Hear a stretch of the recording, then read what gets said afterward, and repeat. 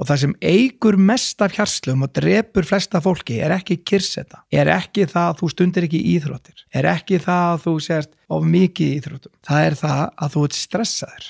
Og ég held að stress geti komið frá svo mörgu í samfélaginu, frá peningaáhyggjum upp í tímaskorti, markmiðin sem búið að setja, þú stressar yfir að fyrirtækið gangi ekki eins og þú sagði stjórninni, þú skuldar þessum og hinum og þú ættir að gera unnin verkefni áður og deyrð og allt þetta. Þetta eyðileggur smá líf fólks, en það mikill munur á þessu stressi og einhvers konar smá kvíða sem allir verða að hafa. Og ég held að margir hafi tekið þetta kvíðamál og stress í eitt svona pakka og búa svo allt ég með svo rosa mikinn kvíða, eins og það sé eitthvað slæmt. Það það ekki, sko. Og ég held að kvíði geti stafað því að viðkomandi hafi ekki bara nóg mikið sjálfstraust. Kannski hefur bara ekki náð að efla það hefur kannski ekki verið nóg mikið í kringum hann og skólakerfi hjálpað honum að ná þeim árangri. Og vegna þess að kvíði jákvæður, hann lætur þig gera vissa hluti við vissa kringustæður. Þess vegna hef ég í gegnum tíðana að ég var umkringd kennurum og skólastjórum og kennurum allt mitt líf. Óðbóðslan áhuga á kennslu. Mér finnst að skólakerfið eigi bara að byggja upp sjálfstraust. Það eina sem skólakerfið á að gera. Þú átt að koma út 16 ára, út í skólakerfinu og hugsa bara, vá, ég get opnað bara hvaða dyr sem Ég get þess að þetta, mér langar að vera þetta, og þú treystir þér í það. Og núna eru fullt af fólki að velta því fyrir sér, af hverju sem ekki dropp af strákum? Af hverju þeir ekki að ná árangur í skólakerfinu núna? Af hverju 70-80% konur í háskólanum en ekki kallar? Það þetta.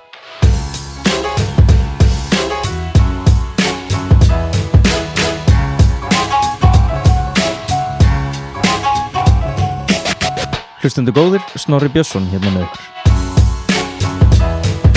Í þessu introi mun ég segja nokkur orð og svo skipta alltaf yfir í tónlist.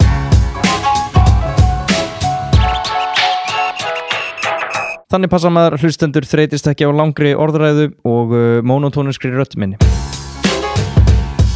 Þáttur gestarins og gestur þáttarins Magnús nokkur Skeving. Ég held að sé óhætt að ganga út frá því að allir viti hver hann Litli bróður minn veit reyndar ekki hver Britney Spears svo ég farin að hafa ágjörð á því að ég sé ekki dómbar á vinsældir einstaklinga meðal yngri kynslóða. Ég hef ekki bara að hringja í hann og athuga hvernig málin standa.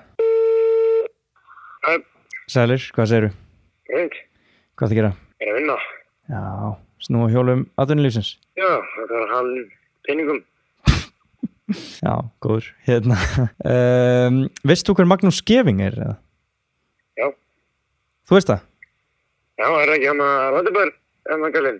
Jú, Ladebar kallinn. En þú veist ekki hver Britney Spears Nei. Ok, já, ok. Þá var það ekki fleira. Ég ætla að fara að taka upp. Já, það heyrst. Ok, bye. Já, það staðfest. Allar kynslóður Íslendinga vita hver Magnús Skeving og mér finnst það bara engin furða. Ég elst upp með Latabæ allstaðar í kringum mig. Greiddi með mínum lat og seðlum og límdi mín epli og vasklaus samviskusamlega í orkubókina. Einn daginn var síðan bara búið að selja hugverki Latabær til Hollywood.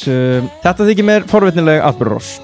Ásamt því að heyra hvernig Latabær var til og hvernig fyrir honum fór, þá mitt stærsta spurningamerki samt sett við skaparann sjálfan. Hvernig getur maður frá Íslandi, og ekki Reykjavík Íslandi, heldur Hvammstanga Íslandi, dottið í hug að koma svona stóru fyrirbæri á laggirnar? Að setja upp þetta kvikmyndaver í Garðabæ, leikstýra þáttunum sjálfur, skrifa handritið, sjá propsið, leika aðalhlutverkið, fjármagna framleiðsluna og hoppa svo aftur á bak heljarstökk í annarlega ástandi upp á borði í Bandaríkjunum til að selja allt þetta batteri til Nickelodeon. Að afreka og áorka einhverju eitthvað sem Maggi mun eflaust ekki líta á með eftirsjá þegar hann lítur yfir farin veg. Að hella sér út í svona vinnusemi krefst líka fórna og ójafnvægislífinu og sama tíma og það mikill innblástur að heyra sögur af svona afrekum kann ég líka með þetta að fá hina hliðina af málinu. Ég var heppinn að vera með ótrúlega fallegt fólk í kringum mig, bara gott og klárt og sem challengeru mig og ég challengeaði það og það var svona bara fín blanda. En myndur ég gera þetta aftur? Svarið var líklega nei. Ég held ekki. Þetta ekki þessi virði.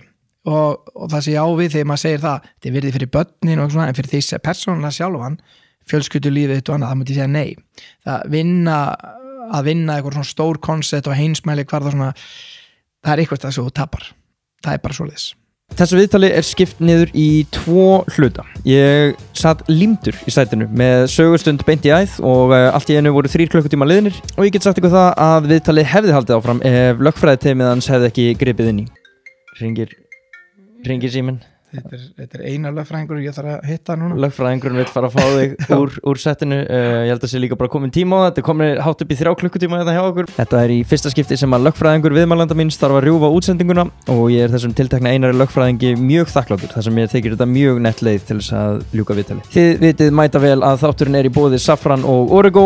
Origo býður upp á dúndrandi úrval af öllum þeim tækjabúnaði sem hugurinn girnist. Þar á meðal höfum við vörumerki eins og Sony myndavélar, Canon myndavélar, Lenovo fartölvur og Bose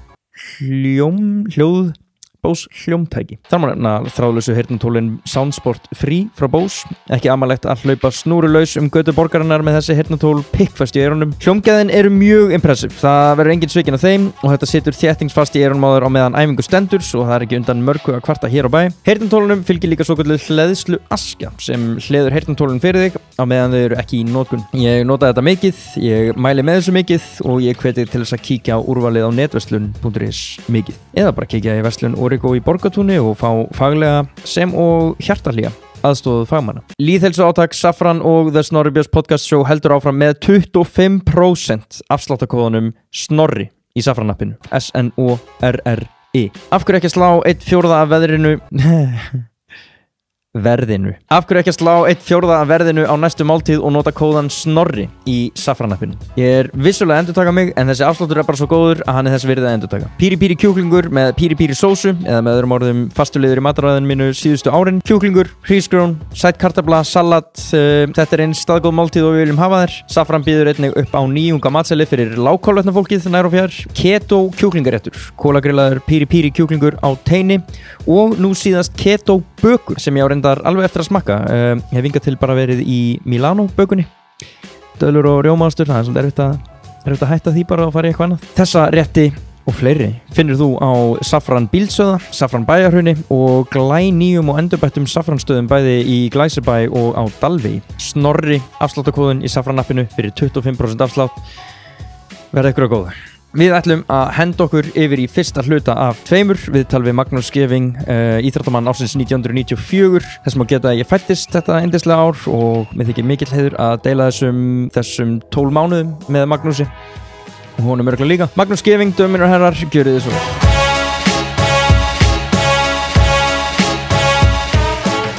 Við hefum engar ágjur að þessu. Stendu upp og droppi mæk. Að gera hana, ég er allan á vídeo sko. Herðu, Magnús Scheving, vertu hjartanlega velkomin. Já, takk fyrir. Hérna er ég með brot úr viðtali í Skinfaxa árið 1996. Það sem stendur, það er nóg að vera hjá Magnús Scheving þessa dagana, en fyrir jólin kemur út önnur barnabók eftir hann, Geisladiskur, og svo settu hann og Baltasar Kormákur upp leikrit saman. Þetta er nú svolítið svona minni hlutir en eru búin að eiga sér stað á síðustu, eða það sem gerist eftir þetta viðtal. Já, sko það sem er eiginlega dálítið sérstætt þegar maður hugsa lífsitt svona því nú maður að verða 60 eða 55 að þá fer maður oft svona að skipta lífinu sinni í svona nokkra búta og svona man eftir tímabilum og þegar þarna er komið sögu og hvað sagði þetta verið, 96? 96. Já, þá finnst mér ég vera bara hálnaður með líf mitt sko og þannig að þá er ég búin að gera ótrúlega mikið á undan og þá átti ég bara alveg svona bara sjálfstætt svona annað sem ég var að gera og þá var þannig að ég ætlaði mér alltaf að verða arkitekt og hafði ótrúlegan áhuga á húsbyggingum, bara gríðarlega mikið áhuga og allri hönnun en ég bjó náttúrulega út á landi og þar var bara engin hönnun, það var bara að surviva eiginlega, þannig að það var engin að spá í að búa til ykkur á hönnun, ég bara manileg geti því að það hefur verið rætt sérstaklega, bara aldrei. Hvaðan kemur það þessi áhuga? Ég veit ekki. Strákur utan að landi á Íslandi að ekki var hann að verða fyrir sér arkitekturinn í heimabænum? Nei, ég bara hafði ótrúlega áhuga á hvernig fólk byggir rými til að búa í, einhvern veginn bara frá upphafi og ótrúlega áhuga á svona af hverju er þessi hlutur svona, af hverju, hvernig verða þeir tímalausir, hvernig eins og bara lati bara var setna hannað út frá því koncept að verða tímalaust og það þýðir það að þú situr ekki þess vegna íþróttálfurinn til dæmis með húu eða eitthvað svona, þá sérð ekki haircutið hans eða klippinguna og þú og personan á vissan máta og það all hönnun inn í Latabæ allt bogið og allt svona skjúað og það á Snorri Freyr Hilmarsson algjör bara hann á eiginlega heiðurinn af því öllu en það svona partur af það að vera tímalust og vegna þess að þú sérð það ef að hluturinn kannski bara eins og gítarinn eða Porsche eða Volkswagen Bjalla þetta allt bogi, það bogin bretti, það bogi þak, það byggingar sem eru þannig í laginu, Gaudi eða hvað sem þetta meira og minna með línu sem eru dregnar á vissan máta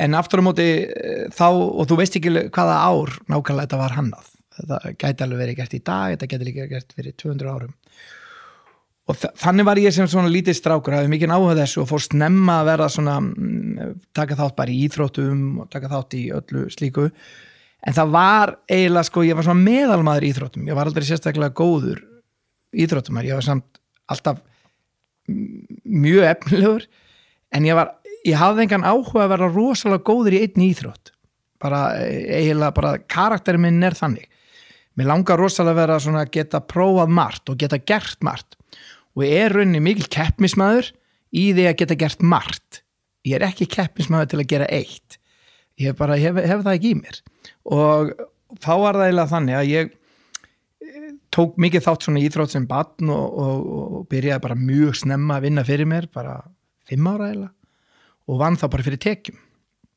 Hvað þetta? Ég bjó út á landi, ég hef búið reyndar á mjög mörgum stöðum en ég flutti í Borgarnes þegar ég var eitthvað tæplega 30 ára og ég hef sagt þess að sögu oft, ég ætla að reyna að segja hana bara ofslega hratt núna því að menn geta séð hana ykkur annar staðar eða heyrt hana eða lesið hana Einhverjur er heyrin í fyrsta skipti En það var áhugavert vegna þess að það voru ekki allir með síma og það bjófullt af fólki í Borgarnesi og það var pósthús í miðjum bænum og það var Lúlla sem var bara á póstinum og vann svona eins og Stína Símalína í Latabæ og hún opnaði síðan gluggan og öskraði út gluggan Magnús og þetta gekk til slátarans og slátaran miður í kaupfélagið og kaupfélaginu til einhver húsmóður og hún öskraði síðan Magnús einhver staðar á einhver öðru plani og þá fór þetta nýr á SO stöðun og þar öskraði einhver Magnús og þá gæti ég fannst og þá stökk ég upp og hljóp eins hratt og ég gat niðri í pósthús og fekk það svona lítið blað og þar var blaðið alltaf brotið saman svona pínlítið blað bara og ég opnaði það, svona lítið miða svona eins og málsáttur og þá opnaði ég og þá stóð heimilisfang þá stóð bara Bárugata 14 eða eitthvað svona eða Kveldúsgata 5 og þá hljópi eins hratt og ég gat þangað, bankaði og sagði við viðkomandi þú átt það símtal og þá keyrði viðkomandi niðrittir eða fór niðrittir og tók símtalið að það voru ekki allir með síma Nei. og þetta gæti verið svona frá 1 sinni á dag upp í 10 sinni á dag þetta var mismunandi og þá bara vissu allir það að ég hætti bara að leika mér og hljóp niðrittir og fór og náði viðkomandi ég var svona hlaupandi farsími og svo þegar þá fekk ég borgað fyrir það og ég fekk jafn mikið borgað fyrir að fá eitt að hlaupa yfir götuna eins og að hlaupa kannski 4 kilometra Já, það var ekki borgað þetta vegalengt Það var ekki borgað þetta vegalengt og þetta var aldrei skemmtilegt vegna þess að þarna myndi ég oft að horfa tilbaka þarna var það eiginlega smá svona íþróttálfurinn til að því að þú varst alltaf svangur sem barn, ég var alltaf svangur þá hljóp maður og borðaði svona ber sem var svona yfir garðan sem náði út á götuna sem voru eitthvað risper og alls konar svo hljófst í gegnum garða og stalsrappa bara og eitthvað svona þannig að þú varst eiginlega svona þarna var hann eiginlega komin en það sem var áhugavert að það var einn maður þarna sem að það voru nokkri sem voru ógiftir það var ekki algengt á þessum tíma bara það voru allir giftir og það var alltaf verið að hringja inn einhverja konur svona sérstaklega á föstudögum og laugadögum og eitthvað svona og hann bjó lengst í burtu þannig að hann bjó eiginlega bara þannig að það ætlaði ekki verið svona 3,5 kilometrar 4 heim til hans og svo tilbaka þetta var kannski, þetta var kannski 6, 7, 8 kilometrar fyrir 5 til, ég var í þessu til svona 9 ára, 10 ára þá var ég alltaf að gera þetta og þá að hlaupa þetta og þá var þetta ekkert smá langt fyrir sko lítið barn að hlaupa þessa vegalengd og svo mamma alltaf þegar maður opnaði miðan bara, ég vona að þetta sé ekki Herbert maður svo bara búm, Herbert, nei og þá vissi maður að maður áttur að hlaupa hérna bara frá og tilbaka 6 kilometra og þú fyrst jafn mikið borga eins og hlaupið við götuna sko. Hann hefur nú alltaf verið ánægður að sjá þig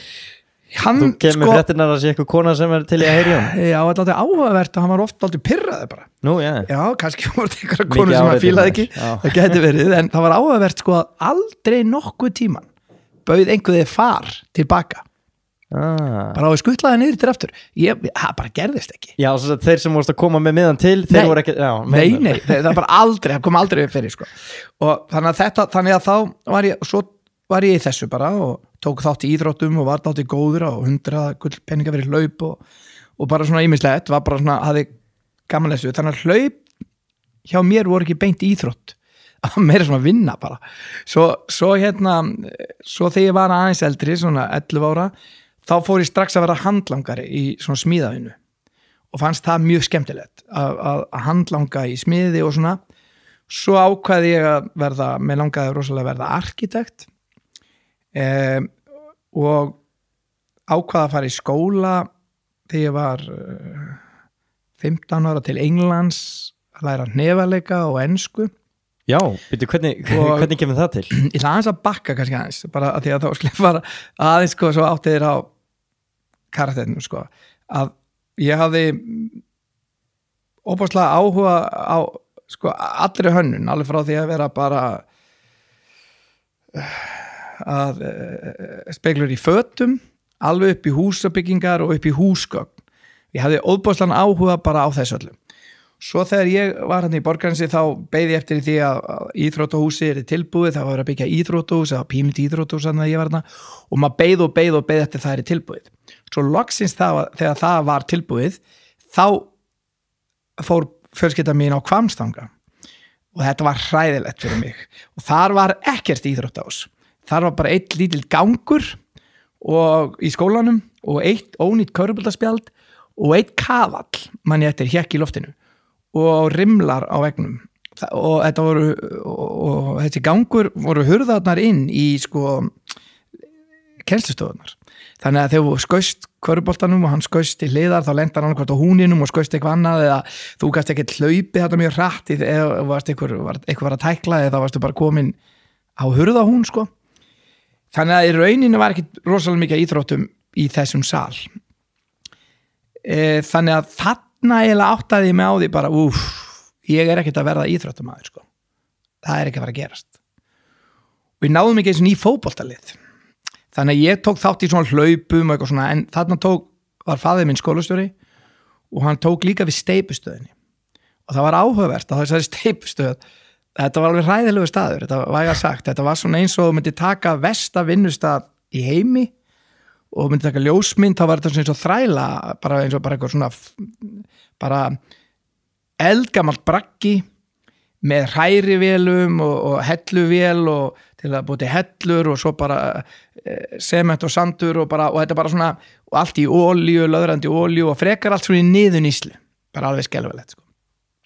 Þarna var ég svona 13-14 ára verða 14 ára og þá endaði með því að ég tekaði mér að steypa rör hann í akkorði sem steypurör sem fari í jörðina þetta er svona rör sem eru steypt og það er til rör sem eru 4 tómu, 6 tómu, 8 tómu, 10 tómu, 12 tómu, 24 tómu og svo keilur og við erum að tala að keilan er kannski 240 upp í 400 kíló og eitt rör, 4 tómu rör er svona kannski svona 50 kíló og það má við segja svona 60-70 kíló sem er næsta rör á eftir svo koll á kolli verður alltaf þyngri og þyngri og þetta var frekar úr sig gengin tæki þannig að þú varst með ónýta hrærivél sem að þú þurftir að setja hendina ofan í og að því hún rakst alltaf í svona 3 spaðar og þetta var flegi ferð þá þurftir að stinga hendina núna til að finna steipinu hvað var blöyt, þetta var handgert bara það var ekki einnig tæki og bara setti slöngu núni og bara svona og þetta mátti alls ekki vera ofblöyt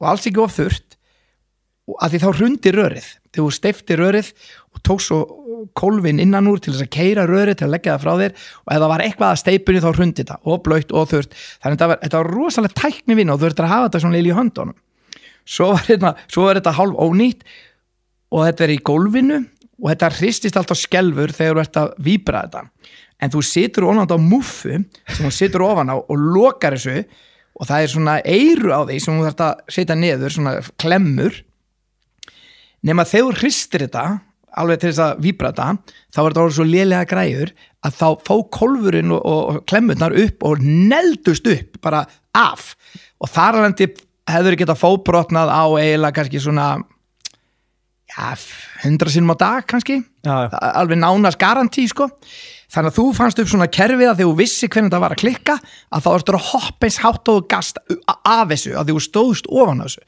þegar var engin önnur leið til að halda þessu nema að standa á þessu þannig að þetta var sko safetyð og allt þetta öryggi þetta hefði allt verið bannað sko en þá sem steypti röra undan mér var búin að vera hann í einhver ár hann var eldri maður og hann steypti til dæmis 38 stykki á rörum af 8 tómm á dag. Ég steypti á mínu besta degi 300. Það þýðir það, ég fekk borgað vist fyrir rörið með að hvernig hann gerði þetta. Þannig ég var með jafn mikið laun og forseti Íslands þá sem bara 13, 14, 15 rúlingur. Það kostaði nýr Lancer 1,7 milljónum minni með þá eða 1,3 eða hvað var og ég man eftir því að ég vann svo mikið bara frá 7 mótana til 3 á nóttinni alla daga og steypti rör bara alveg brjálæðislega og þarna gat ég ekki lyft semispoka og hvað þá röri en svo komu bílar frá Blöndósi og Borgarnes út allt til þess að ná í rör þá er það að stoppa steypa, hætti í akkorinu setti rörin á bílinn þannig að þú ert að lyfta upp fyrir 60 kíló á rörum og þetta er kannski 300 rör á eitt bíl þetta er 300 sinnum sem þú ert að lyfta 60 kíló og svo fórstu bara strax eftir að steypa og bara þannig að á þessum 2 árum eða eitthvað þannig að sem ég steypti og gerði þetta þá komst ég í brjálæðislegt form og eiginlega klikkað form sko. Og þá eiginlega svo inn á milli þá stækkaði þessi steypistöð og fór að taka 5 steypubíla og síló var rétt fyrir utan bæinn þar sem þú mókaður onni og hann settir semenspókan ofan í bílinn þú skarst pókan og hann bara settir ofan í bílinn og þá lyfti ég ekki pókanum þá varst ég svona galla sem við fórst í og sementi fór allt innundi þig og út allt sko og fyrst svona semensátum það sko át sig inn í puttana þér þannig að þú fórst í bað á nóttinni og fórst onni í baðið þá blætti úr öllum fingurunum bara alltaf onni í baðinu bara fossblætti af því það er svona, það heitir semensáta þá kemur svona gat framan á alla fingurgómana bara inn eins og það hefur tekið skrúfjárn bara svona lítið skrúfjárn og stungi gat á alla og þá hverju mótni eins og fórst að vinna aftur að því þú varst í gúmíhönskum og sementi fór alltaf inn í hanskana og þannig að þú varst alltaf sko það er átt sig inn og svo varstu með litla steina og svona dralt sko Ertu búin að sjá Tjernobyl þetta? Já, þetta var eiginlega svoleiðis sko. Hvammstangi er næsta íslenska serien af því Þá byrjar alltaf að setja puttana ofan í semenspókana á mótnana bara til að fá öskrið sko bara til þess að sásökin væri minni en svona var lífið þarna og þá man ég eftir því að ég gat lyft einum póka þarna eftir fyrsta sumarið og svo var ég byrjað að lyfta 2 upp fyrir mig sem er þá 100 kíló því póki var 50 kíló og mér fannst þetta skemmtileg vinna mér fannst gaman að vinna mér fannst það aldrei leiðilegt sko fannst bara skemmt og mér er alveg sama hvað vinnan er mér er alveg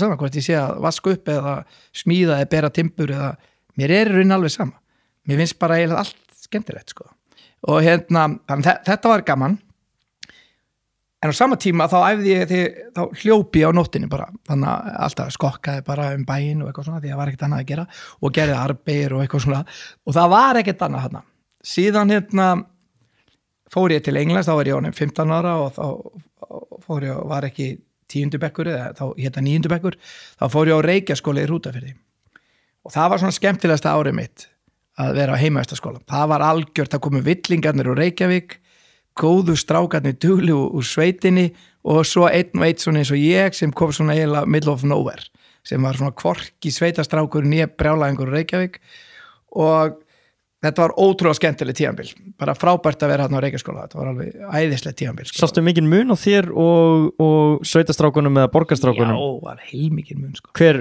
svona eftiráhyggja og lítur aftur á þetta? Strákarnir úr sveitinni voru bara harduglega gæjar, bara gæjar sem hefðu unni frá því voru 30 ára sko. Bara alveg bara harduglega sko, voru bara massa kaklar en mjög svona ekki veraldavanir, vissu rosalega lítið margt en vissu ótrúlega margt annað en voru svona einhvern veginn svona innocent einhvern veginn svona einhvern veginn, við myndum segja góðir og trúðu okkur neitt illt, það var bara einhvern veginn þannig og ég held að þeir eru ekki svona vita að einelti væri bara mögulegt sko. Á meðan þeir sem komu Reykjavík voru miklu meira svona menn sem hefðu lágt sjálfsmat, gríðarlega lágt en voru oftar en ekki eldklári strákar, bara voru svona strákar sem flosnuðu upp úr skóla eða pössuðu ekki inn og voru sendir hérna en þeir voru samt alveg sko hörku talentar, margir, alveg bara sumir að þeim bara hafa blússað og blómstrað seinna meir í lífinu sko, en svo er einn og einn sem voru bara hardcore glæpamaður, bara alveg þú veist grimmir, bara brútal svona bara komið hérna á heimavistarskóla sem ægin var alveg gríðarlega mikill og það bara brjóta alla reglur sem gæst brotið og bara ná bara Alcatraz fangelsinu og sitt vald í rauninni sko og þannig að það var og ég hafði óbúslega gaman að þessu og hérna ég var snemma svona hafði gaman að svona human behavior eða svona mannlegu eðli hvernig þetta virkaði og hafði óbúslega gaman að þessu en þegar ég þó ákvaði ég að fara til Englands og fór þar að hefa hnefalega að því að hnefalega er gríðlega erfi íþrótt og hardgerð en ég var frekar efnilegur þegar ég kom út bara fór að læra ensku og fór svo í bara Golden Club Boxing Club í Bournemouth í Englandi en ég átti ekkert erindi þar ég var sko frekar sterkur, ég var lítill ég var í léttum þyngdaflokki þannig ég var óvenjulega sko handalangur sem er gott sko að því ég er eiginlega hlutföllin í mér mjög fín nema ég er með alltaf stutta lappir í rauninni sko þannig ég er frekar svona búkurinn við setjum hliðin okkur sem 1,85 þá er ég alveg jafn hár en lappin er alveg 15 cm stuttar en þannig að ég var alltaf fínn í það sko en aftur á móti hafði ég ekkert við þetta að gera því að nefið á mér svo stórt að það náði út fyrir grímuna þannig að þú varst alltaf að nefbrotna bara stanslaust og ég er ekki með svona brjósk ég er ekki með svona lindnef ég er með svona hart brjósk þannig að ég var alltaf að brjóta á mig nefi sko. þannig ég hafði ekki í þetta og maður getur séð á nefveleikamönnum maður getur býtt á nefið á þeim og séð bara þú átt séns í þetta ekki og svo einnig ef þú fer í tífóli og prófur að spinna svona í tífóli eða sjóveikur þá áttu ekkert, ef verður sjóveikur eitthvað svona, þá áttu engan séns að verða nefveleikamæður það er bara þegar þú ert lamin í hausinn að þá bara hristist þann og þú getur ekki ef þú jafnar ekki strax þá bara áttu ekki séns í þetta. En ertu það nóti í Englandi til þess að elta drauminum að vera íþróttamæður? Nei, ég raun ekki, ég ætlaði bara að læra ensku og ég ætlaði síðan að finna mig einhverja íþrótt sem ég taldi vera þannig að væri svona hámars sem geti æft því að nefveika þurfa að sippa, þeir þurfa að vera með tækni, þeir þurfa að vera með óbúslega mikið og ýmislegt annað og þá var ekkert kennt mikið að nefveleikum hefði dottið niður á Íslandi, það hefði verið í gamla dag og mikið en það var ekkert á þessu tímabili og svo en þetta var bara svona gaman, þetta var svona æfingaform fyrir mig svo kem ég heim og fer að vinna í smíði og ætlaði mér að vera arkitekt það var alveg 100% örugt ég ætlaði bara að vera arkitekt og ekkert annað og þess vegna lærði ég smíði þess vegna ákvað ég að vera smiður að því ég vildi byggja og læra hvernig virkar hús bara hvernig virkar þetta og ég man eftir ég fór eins og í smíði hjá einum og hann ætlaði að kenna mér að smíða, hann sagði við mig já Maggi, ég skal kenna þér að smíða og ég geri það svona, ég tala ekkert við því í 2 ár meðan þú vinnur hjá mér og ég bara, ætlar ekkert að tala við mig, hvað mennur hann sagði sko, undir meðutundiðin gerir þið að góðum smið og ég skildi ekki alveg hvað hann átti við sko. Og þá sagði hann, tökum bara dæmi, ef að ég er að sagja spýtu, hvað gerist næst? Og ég sagði, hún bara dettir í gólfið, akkurat, þá þú að vera búin að grípa hana. Þannig að ef það heyrist þá grípur spýtuna. Ef ég negli nagla, 4 högg nagla niður, 3 tömmu nagla, þá veist það eru 186 naglar í kassanum eitthvað og það eru sko í sundunni eru svona margir naglar þannig að þú ert að vera búin að fylla í sundum mína áður en naglarnir eru tómir. Þannig að undir meðinni þegar þú ert að gera sopa gólfið eða gera eitthvað annað þá heyrur 1, 2 og undirmyndu fattar að núna eru að vera að búið með naglana. Og þannig að hann vildi meina það sem er eiginlega stæsta lífsregla sem ég hef lært á ævi minni. Það er að hugsa fram í tíman. Það er þannig að þú ert að hugsa eiginlega hvað gerist næst og þess vegna það kom á stundu iðnaðarmenn til mín og þau byrjaði ég kemur niður að bóra hérna í loftið og skiptum ljósaperur og við gera þetta svo á föstudegi svo komaður, flott ég byrja bara á mánudaginn, svo komaður á mánudegi og þá allt í nú, mér vantar stiga, mér vantar lengri snúru, mér vantar, svo fara það og margir kvartar svona innan mönnum að þessi alltaf að sendast og ná eitthvað svona. Ef þú ert með hinn hugsunahættin að læra að smíða, þá fattar þú strax, ég þarf stiga, ég þarf þetta, að þú ert alltaf að hugsa fram í tíman. Og þetta var það sem hann var að reyna að kenna mér, þess að þú lærir að smíða með því að hugsa fram í tíman. Hvað gerist? Leka, vandamálum, einangrun, einhverju og mér fannst þetta frábært lesja. Hann vildi kenna þér með því að láta þig gera eða vera allan að vitna því. Já, og alltaf að hugsa hann vildi ekki segja mér að heldur ég átt að finna það út þannig ég var alltaf að reyna að hugsa ok, nú er hann búin að labba upp í hérna stiga hann er að herða eitthvað ég hlýta að þurfa að taka af honum sko, klemmuna sem hann er að herða með eða töngina.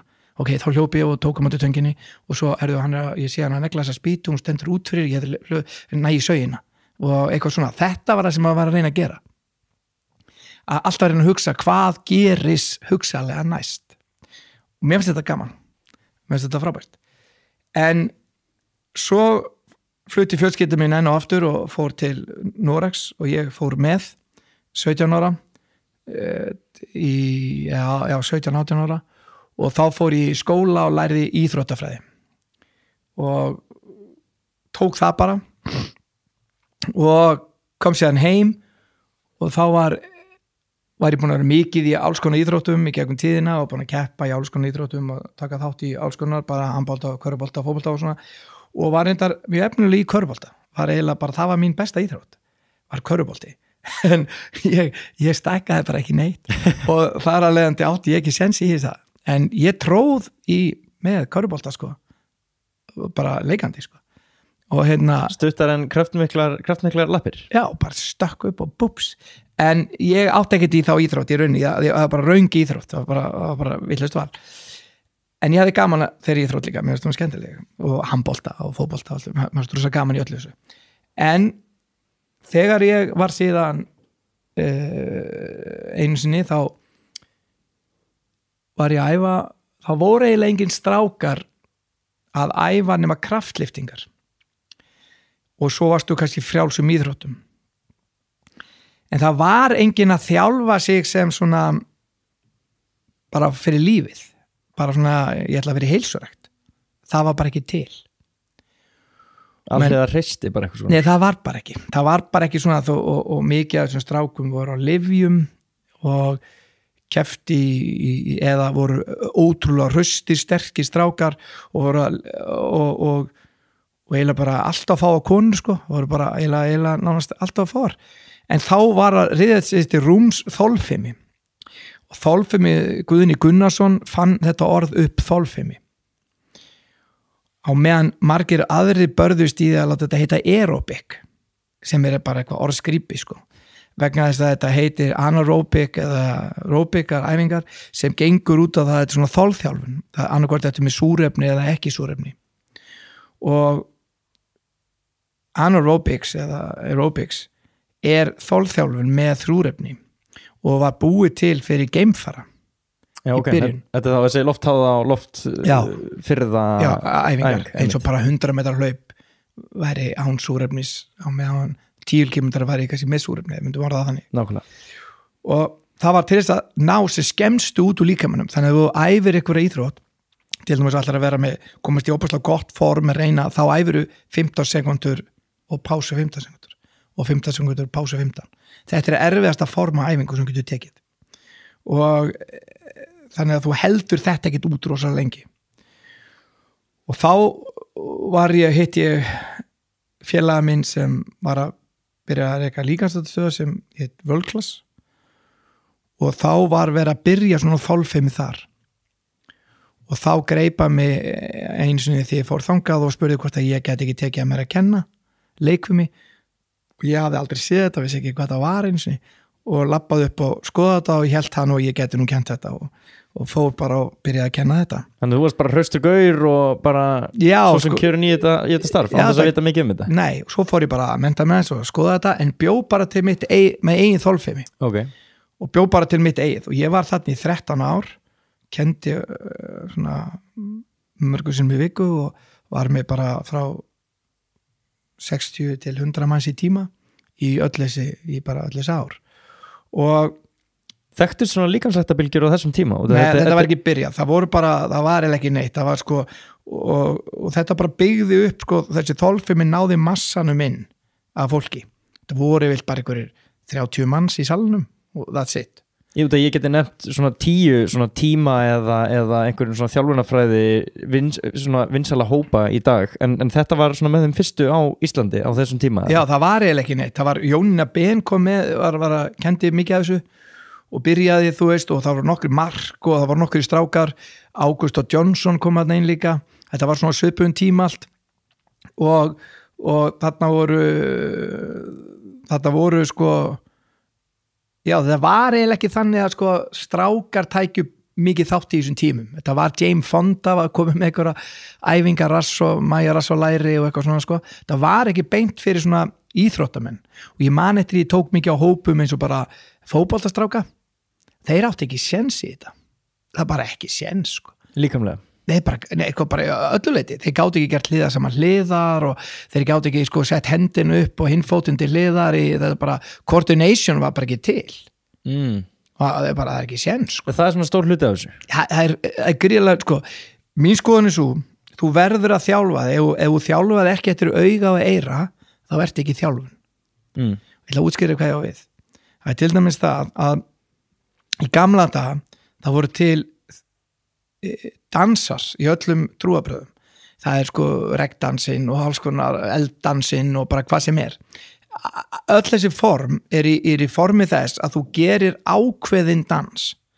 þannig að þú ert að senda skilaböð til líkamanns að gera vissar hreyfingar mátt ekki gera bara hvað sem þú vilt þú þarft að gera vissar hreyfingar síðan vegna þú þurftir á þess að halda sem æfingaform til þess að vera við veiðar og þá annarkvort notaru augun til að herma eftir einhverju eða þá lékst fugl eða hvað sem eða þú notaðir eyrun til þess að hlusta eftir tónlist eða ryþma og þetta var að kert í hernaði að gangi í takt, labbi í takt hermenn voru í dansskóla þeir lærðu að dansa vals og bara allt þetta og þess vegna er alveg lífsnauðsilegt þegar menn fóru síðan setna þá voru menn með þjóðdansa menn gerðu vist að þjóðdansa eða hallardansi í Lúðvík 14. væri með eitthvað í square dancing eða hvað sem að þá gast ekki gert bara hvað sem ef þú gerði bara eitthvað þá fokkaður bara upp öll og var bara rekin úr höllinni sko og þú gast bara ekki gert hvað sem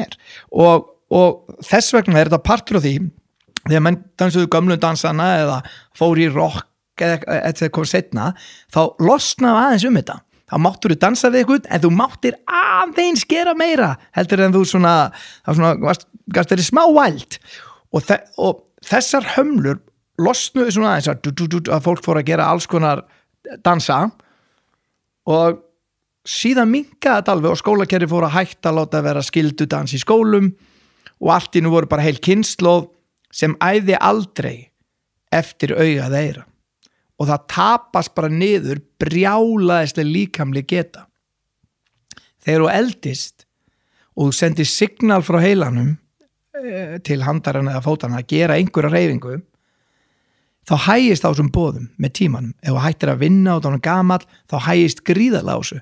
Það er svona lífsnauðsilegt fyrir gamalt fólk eða eldra fólk að taka þátt í einhvers konar golf, leita þú allan á kúlunni eða labba út með hundin sinn, en bara göngutúr er ekki nóg.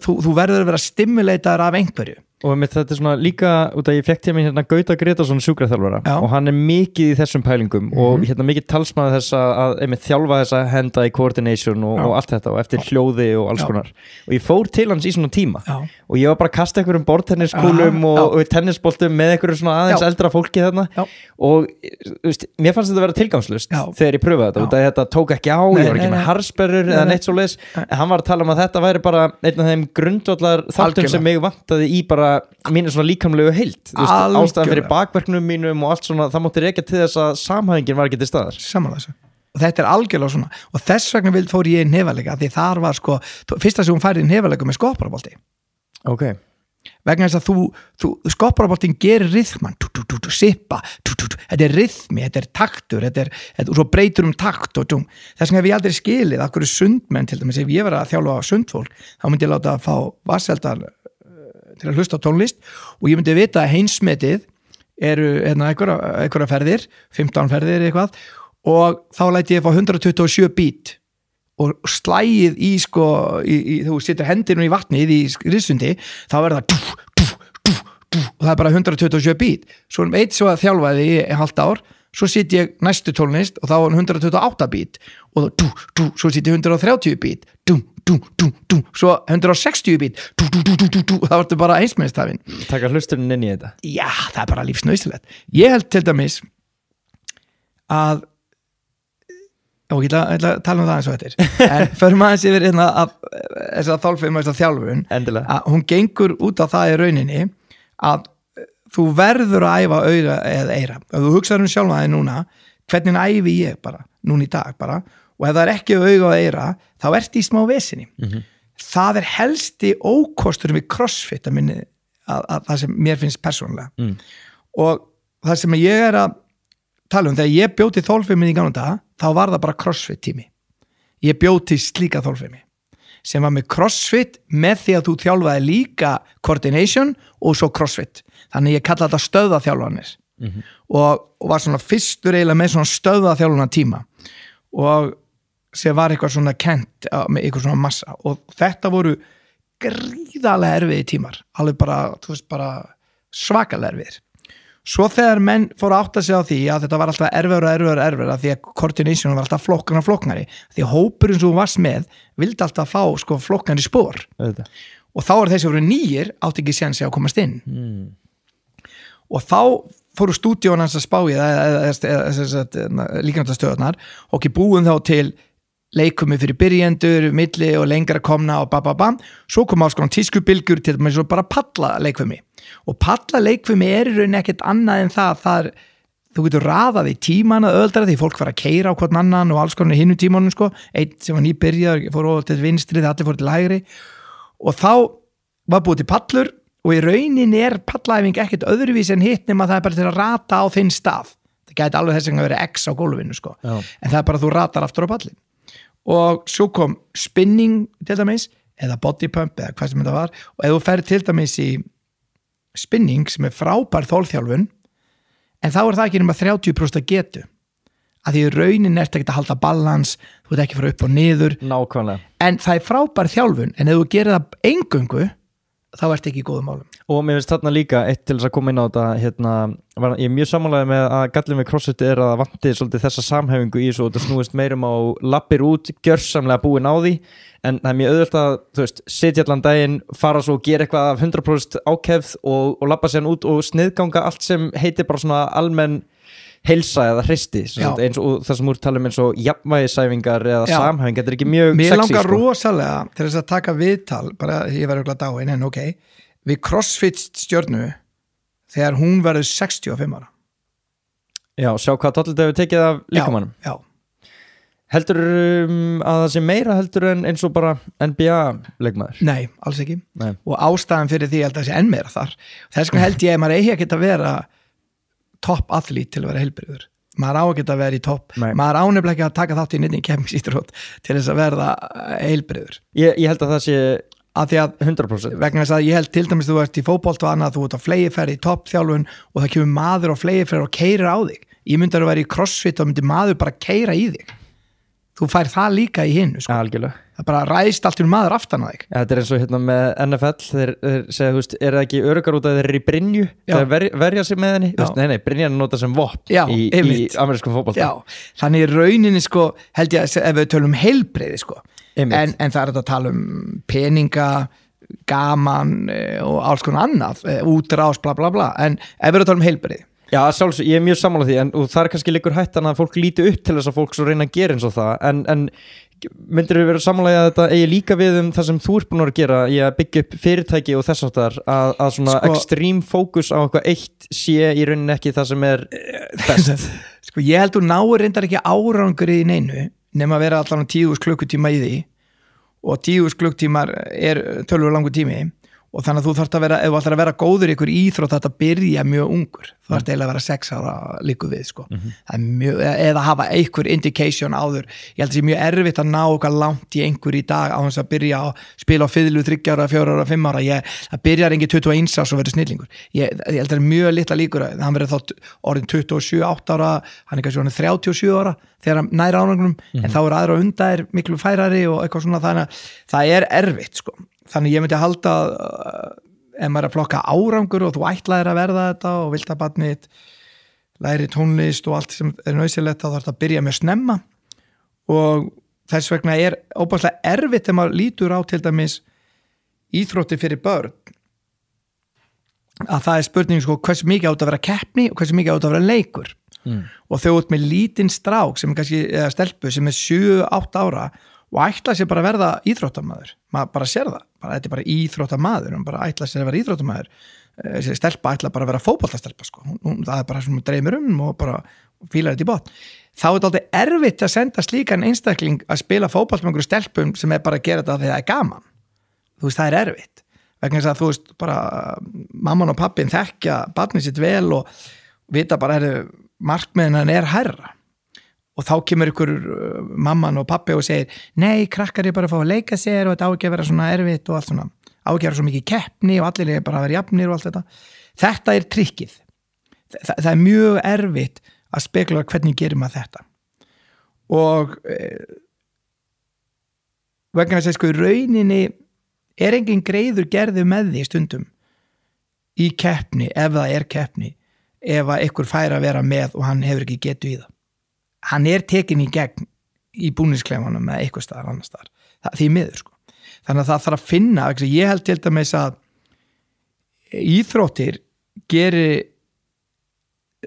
því meira sjálfstraust og þess vegna er þetta að ná meira árangri í sumu vegna ég held að sjálfstraust er þess að það er að byggja upp í fólki í skólakerfinu ég held að sjálfstraust er bara mikilvægast af öllu þess vegna held ég að oft þess að íþrótt séu svo frábærar, jú, það eru fínar en það er ekki út af því að það er svo frábært að hlaupum og vesinast, jú, það er allt í lagi, það er bónus og svona, en það er sjálfströsti sem byggist á því sem verður verk að þú trúir að þú geti gert eitthvað task og þess vegna held ég að þjálfun þurfa að vera þannig að þú getur þjálfa litla krakka að þau trúi að þau geti gert vissa hluti og hafi sjálfströst þó þeir mistakist, þetta er gríðarlega mikilvægt og þess vegna fannst mér alls ekki skrítið að því mennir að tala vá, þetta er rosa sérstakt að íslenska landsliði í fótbolta sé að ná þessum frábær árangri mér finnst þetta bara ekkert skrítið mér finnst bara skrítið þetta ekki komið fyrr og ég ætla að útskýra af hverju ég ferðast allan heim hitt milljónir barna allan heim og það er fundamental svona grundvallar munur á fullt af samfélögum og Íslandi og Svíþjóð og Danmörk og þessu löndum vísu erum við ótrúlega fá og það er að segja í fámenninu er óbærslega skrítið að við skulum ná 11 leikmönnum mér finnst það ekki skrítið sko mér finnst skrítið ef við næðum kannski 100 leikmönnum já, en 11 í raunin ekki og ástæðan er þessi til þess að verða, ég ætla að nefna sem dæmi sem ég á við þú þarft, segjum að þú þarft 3 skills til þess að vera boltamaður í boltum 3 skills sem bara teknískur, sterkur og skilja leikinn, bara gefum okkur þeim að það væri bara það og þetta bara hörku erfitt að þjálfa þetta upp það bara í íþrótt sem vinsælust íþróttir í heimi og fullt af fólki sem stunda það og þá alltaf spurningin sem ég set alltaf ef að margir stunda það hún þá ekki auðveldari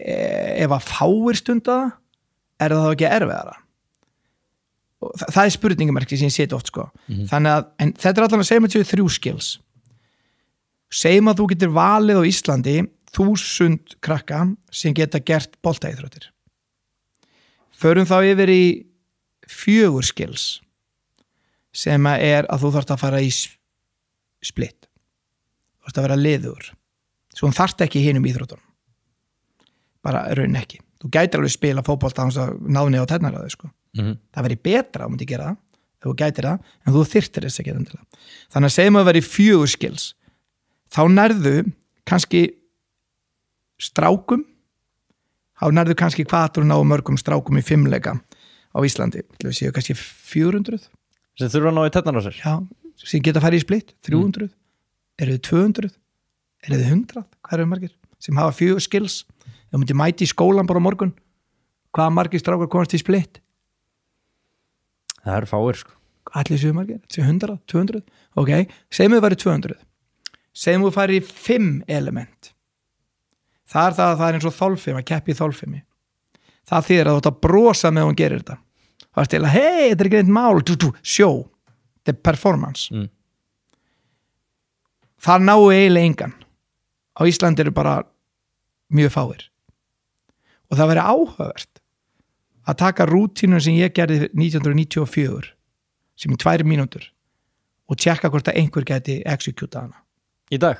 Já, og það er áhugavert því allir íþróttamenn ásins sem hafa verið valdir það er alltaf einhver sem toppar þann íþróttamann kasta lengra, hleypur hraðar kúlan fer lengra spjóti fer lengra yfirleitt alltaf en ég er ekkert alveg viss að við myndum finna þarna einhvern sem gæti endurtekið þetta rútínuna þína ég bara efast það en ég veit ekki samt en þess vegna segi ég þess vegna eigum við engan í dag sem með 5 element 6 element sem erfiðast það að gera þetta á ís af hverju eru Íslendingar ekki bestir á ís við erum frá Íslandi ættum að vera langbestir í listhlaupum og skautum og stelpurnar að koma grimmar upp en ég held að við höfum aldrei þetta að eignast einstakling strák sem verður heimsmeistari á skautum Akkur segirðu ís sem eitthvað mikilvæg? Nei, af því að þú ert að gera allt þetta sama þú þarf styrkin, styrkleikan, liðleikan öll þessi element, þú ert að vera teknískur sterkur, skilja leikinn þú ert að vera liður, þú ert að vera performance en þú ert líka á fucking ís ég hef aldrei geta gett heljastökk á ís Nei. það er ekki séns það er ekki glætan sko. en þeir geta gert þetta og þess vegna hugsaðum þá þannig að við varum að þjálfa allt Ísland alla sem taka þátt í íþróttum í 6 elementum alla það því að þú þarft balansinn fyrir ísinn þú þarft styrkleikan í balansum að halda kórinu þú þarft að vera liður þú þarft að vera svo alla bara fótbolta teknískur, sterkur, skilja, forti, allt þetta sem ég þjálfaði allan hópinn þannig þá værum við með miklu betri íþróttamenn á öllum sviðum og þegar ég segi þetta þá á ég við það tekur heilt village að búa til alveg barn það á sama tíma þýðir það þú þarft á fjölmiðlarnir þurfa að tala um það rétt blaðamenn þurfa að gera rétt foreldrar þurfa að skilja það skólakerfi þurfa að byggja skilja hvað þarf að gerast infrastruktúrin í íþróttarhefingunum þarf að vera réttur ding ding, allt þetta þarf að vera á sama tíma að byggja 6 element upp þá yrði Ísland af heimsmælikvarða íþróttarsamfélagi á heimsmælikvarða og við ættum 100 sinnum betri fótboltamenn 100 sinnum við erum með snefilega þessu vegna þess að 1980 þá var búið og þar á undan alveg frá því að Laugavatni voru kennarar gríðarlega góði leikfimiskennara það var þjálfað virkilega alliða leikfimiskennara allt um gáttu menn hoppaði yfir hestin og staði á höndum að bara náðast allir svo kom kynslóð sem tók aðeins við sem var alveg bara í ruglinu Svo kom kynslóð sem áttaði sig á þessu og byrjaði að þjálfa þessa stráka og þessa stelpur sem núna að ná þessum árangri, fór að breyta fór allt í að hugsa, við þurfum að gera þessi 6 skills aðeins meira, og þetta eru einstaka þjálfarar og þetta eru einstaka fólk í íþróttarhefingunni sem að gera þetta. Maður sér þetta í fimmleikunum, maður sér þetta jafnvel í þjálfun hjá börnum, því úlingastarf og barnastarf í íþróttum Íslandi ótrúlega gott. Maður sér þetta bara út allt þegar maður fer í FH eða HK eða bara hvar sem hvað gríðalegt úlingastarf og barnastarf. Þess vegna að koma úr þessum jarðvegi ótrúlegi leikmenn sem að koma og taka þátt í þessu, og foreldrarnir að taka gríðarlega mikið þátt í þessu, bara svakalega. Bak við einn fótboltamann á Íslandi og konu og íþróttamann á Íslandi eru ótrúlega sterkir foreldrar, og þú sérð ekkert í Mexíkó mikið að foreldrum keyra barnið sitt á æfingu. Það bara gerist ekki. Í Brasilíu og Argentínu sem löndum, það bara fátækur maður að berjast að þetta life and death fyrir hann. Það fær enginn að éta í fjölskyldinni ef þú verður ekki góður í þessari íþrótt, og þú bara spilar hana. Þú sækir ekki í skóla, þú fær bara út á ströndin og spilar í sandinum, svo ferð á völlin og spilar, þú ert ekki í langtíma skóla gengin, þú ert bara í þessu. Akkur fantasar fólk alltaf samt þetta? Akkur segir fólk þeir verða svona góðir þaðan út af því að þeir hafa enga annar kostar af vör? Já, af því þetta life and death þar, en það þýðir það að þeir missa líka annað á móti. Á Íslandi eru menn að fá bæði. Þeir fá bæði það að jafnvel að mennta sig og verða góður fótboltamaður og eða íþróttamaður. Spillir það ekki íþróttamannunum með? Alls ekki, það styrkir hann ef eitthvað hann verður klárari, hann verður smartari, notar meira bara svona tekníska hugsun fram í tíman hvar lendir boltinn. Hann hefur ekki bara getuna, hann hefur margt annað. Það sem oft þú sér lið bara eins og Argentínu núna, þeir ekki að spila sinn teimi, þeir eru það bara ekki. Og þess vegna verður að tala það því að það eru hvalir að koma til Íslands núna, þannig að mjaldrarnir, að það sagt að þeir séu dýr sem eru hópdýr, og þess að séu klárar en önnum dýr, að þeir miljónu ára eru búin að lifa í hóp, að hver og einn hefur stöðu og styrkleika sem þau þurfa að fatta, ekki vera bara einstaklingur, þá myndu aldrei survive, og ég held að þetta sé hugsunarháttur sem bjargar Íslandi að ná langt í íþróttum. En ef að líkamlega geta þeir að vera betri, og þá ég að tala styrkleikina, þeir væru liðugir, þeir væru með balans, þeir væru æfðir í coordination, hefðu lært dans strax á upphafi. Það sem á dans ekki að vera bannað í skólum, það algjörlega galin hugmynd, hún algjörlega klikkuð að það sé bannað, eða að það sé ekki bara priority. Já. Það algjörlega klikkun í minni hálfu, og það það galin hugmynd, og vegna þess að allt þetta íþróttafólk þið 100 sinnum betra, og já, þetta svona mín skoðun á svona íþróttum, og ég eins og ég sagði að ég gerði að ná á hönnun og allt þessu en hafði svona íþrótti voru svona hliðaprótvétt hjá mér. Og þú þarna komin í workclass og byrjar að kenna þolfimi, og þolfimi verður greinilega svona vinsælt fyrirbæri á Íslandi, eins og við erum að sjá margar svona bylgjur á, eins og bara með, þú nefndir hérna spinningið og hérna crossfit og bootcamp og allt þetta sem er búið að ríða yfir. Eitt þarna líka út að þú nefndir með spinningið, að við mistum þarna 30% sem tengist í bara balansera hjólið og allt svoleiðis, og mér finnst líka vera þátturinn eins og að hlaupa á hlaupabrötti versus að hlaupa út í náttúrunni. Hjóla á stationary bike, föstu hjóli, spinninghjóli versus að hjóla út í náttúrunni, ekki bara upp á líkamlega faktorinn, heldur líka andlega, að fá að vera út í náttúrunni og vera ekki að horfa á skjá meðan úr það og andaði fersku lofti og glíma við brekkur og allt þetta. Þetta náttúrulega byggt fyrir líkartastöðar sem eru þannig að fólk ekkert úti, það í stórborgum eða eitthvað svona, og þetta bara komið með þetta heim. Auðvitað allt í lagi að hlaupa á hlaupabretti stundum og allt það, en ég myndi halda það, ef maður skoða rútínuna sína sjálfa, það þarf hún að hafa fjölbreytni, og orðið eiginlega svona balans, það eiginlega orðið. Heilbrigður maður maður í balans. Það þegar þú gerir ekki of mikið af einhverju og ekki of lítið af einhverju.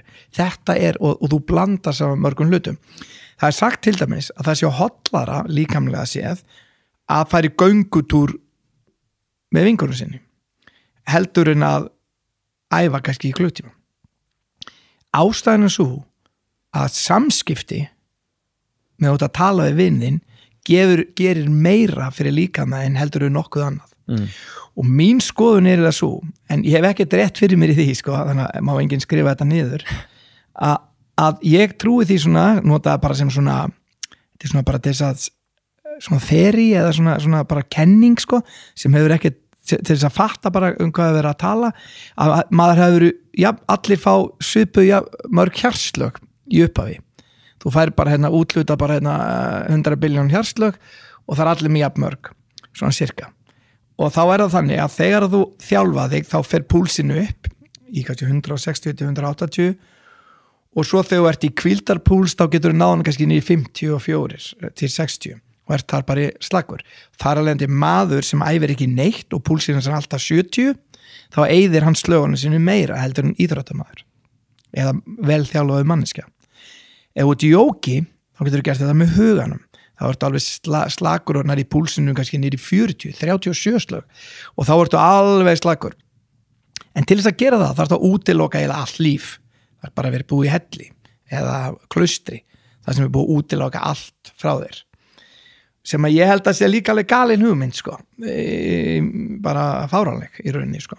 En þarna nærðu með því að minnka hjartslögin og það sem eykur mest af hjartslögum og drepur flesta fólki er ekki kyrseta, er ekki það að þú stundir ekki íþróttir, er ekki það að þú sért of mikið í íþróttum, það er það að þú ert stressaður. Þannig ég held að stress drepi miklu fleiri og orsaki miklu fleiri sjúkdóma heldur en margt annað.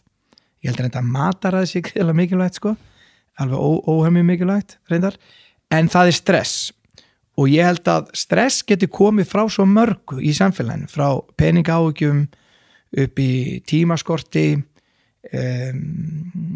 markmiðin sem búið að setja, þú stressar yfir að fyrirtækið gangi ekki eins og þú sagði stjórninni, þú skuldar þessum og hinum og þú þetta að gera unnin verkefni áður og deyrð og allt þetta.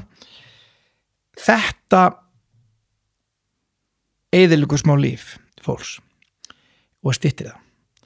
En það er mikill munur á þessu stressi og einhvers konar smá kvíða sem allir verða að hafa. Og ég held að margir hafi tekið þetta kvíðamál og stress í eitt svona pakka og búa svo allt en ég með svo rosa mikinn kvíða eins og það sé eitthvað slæmt. Það er það ekki, sko. Og ég held að kvíði geti stafað því að viðkomandi hafi ekki bara nóg mikið sjálfstraust. Kannski hefur hann bara ekki náð að efla það hefur kannski ekki verið nóg mikið í kringum hann og skólakerfi hjálpað honum að ná þeim árangri. Og vegna þess að kvíði er jákvæður, hann lætur þau gera vissa hluti við vissa kringustæður. Tökum bara dæmið að kemur ljón og ætlar að elda mig, þá fer hjartað á flegi ferð, ég svitni í lófanum til þess ég geti klifrað eða tekið í eitthvað og ég hleypa fullu svo ég geti forðað mér. Þá framleiði líkaminn þetta efni til þess að ég geti gert þetta. Stundum þarf ég bara á þess að halda. Þetta að fara að halda ræðu, þetta að koma fram, þetta að taka þátt í leikhúsi, þetta að fara að keppa í íþróttum, þetta að fara í atvinnuviðtal og þetta að standa þig eða hvað sem er. Þá framleiði líkaminn þetta til þess að sért bara algjörlega allt sé augun eru opin, eyrun heyra betur, það er allt tilbúið. Með mig ekki rugla þessu saman svo að ég sé svo mikið kvíða að þú bara komist ekki í skólan og annað, það hefur með allt annað að gera. Þess vegna hef ég í gegnum tíðana að ég var umkringd kennurum og skólastjórum og kennurum allt mitt líf. Óðbóðslan áhuga á kennslu, bara mikinn áhuga, bara hvernig er verið að kenna, erum við að gera rétta hluti og erum við að gera eitthvað svona sem að er bara rétt. Mér finnst að skólakjörfið eigi bara að byggja upp sjálfstraust. Það er eina sem skólakerfi á að gera. Þú átt að koma út 16 ára, út í skólakerfinu og hugsa bara, vá, ég get opnað bara hvaða dyr sem er.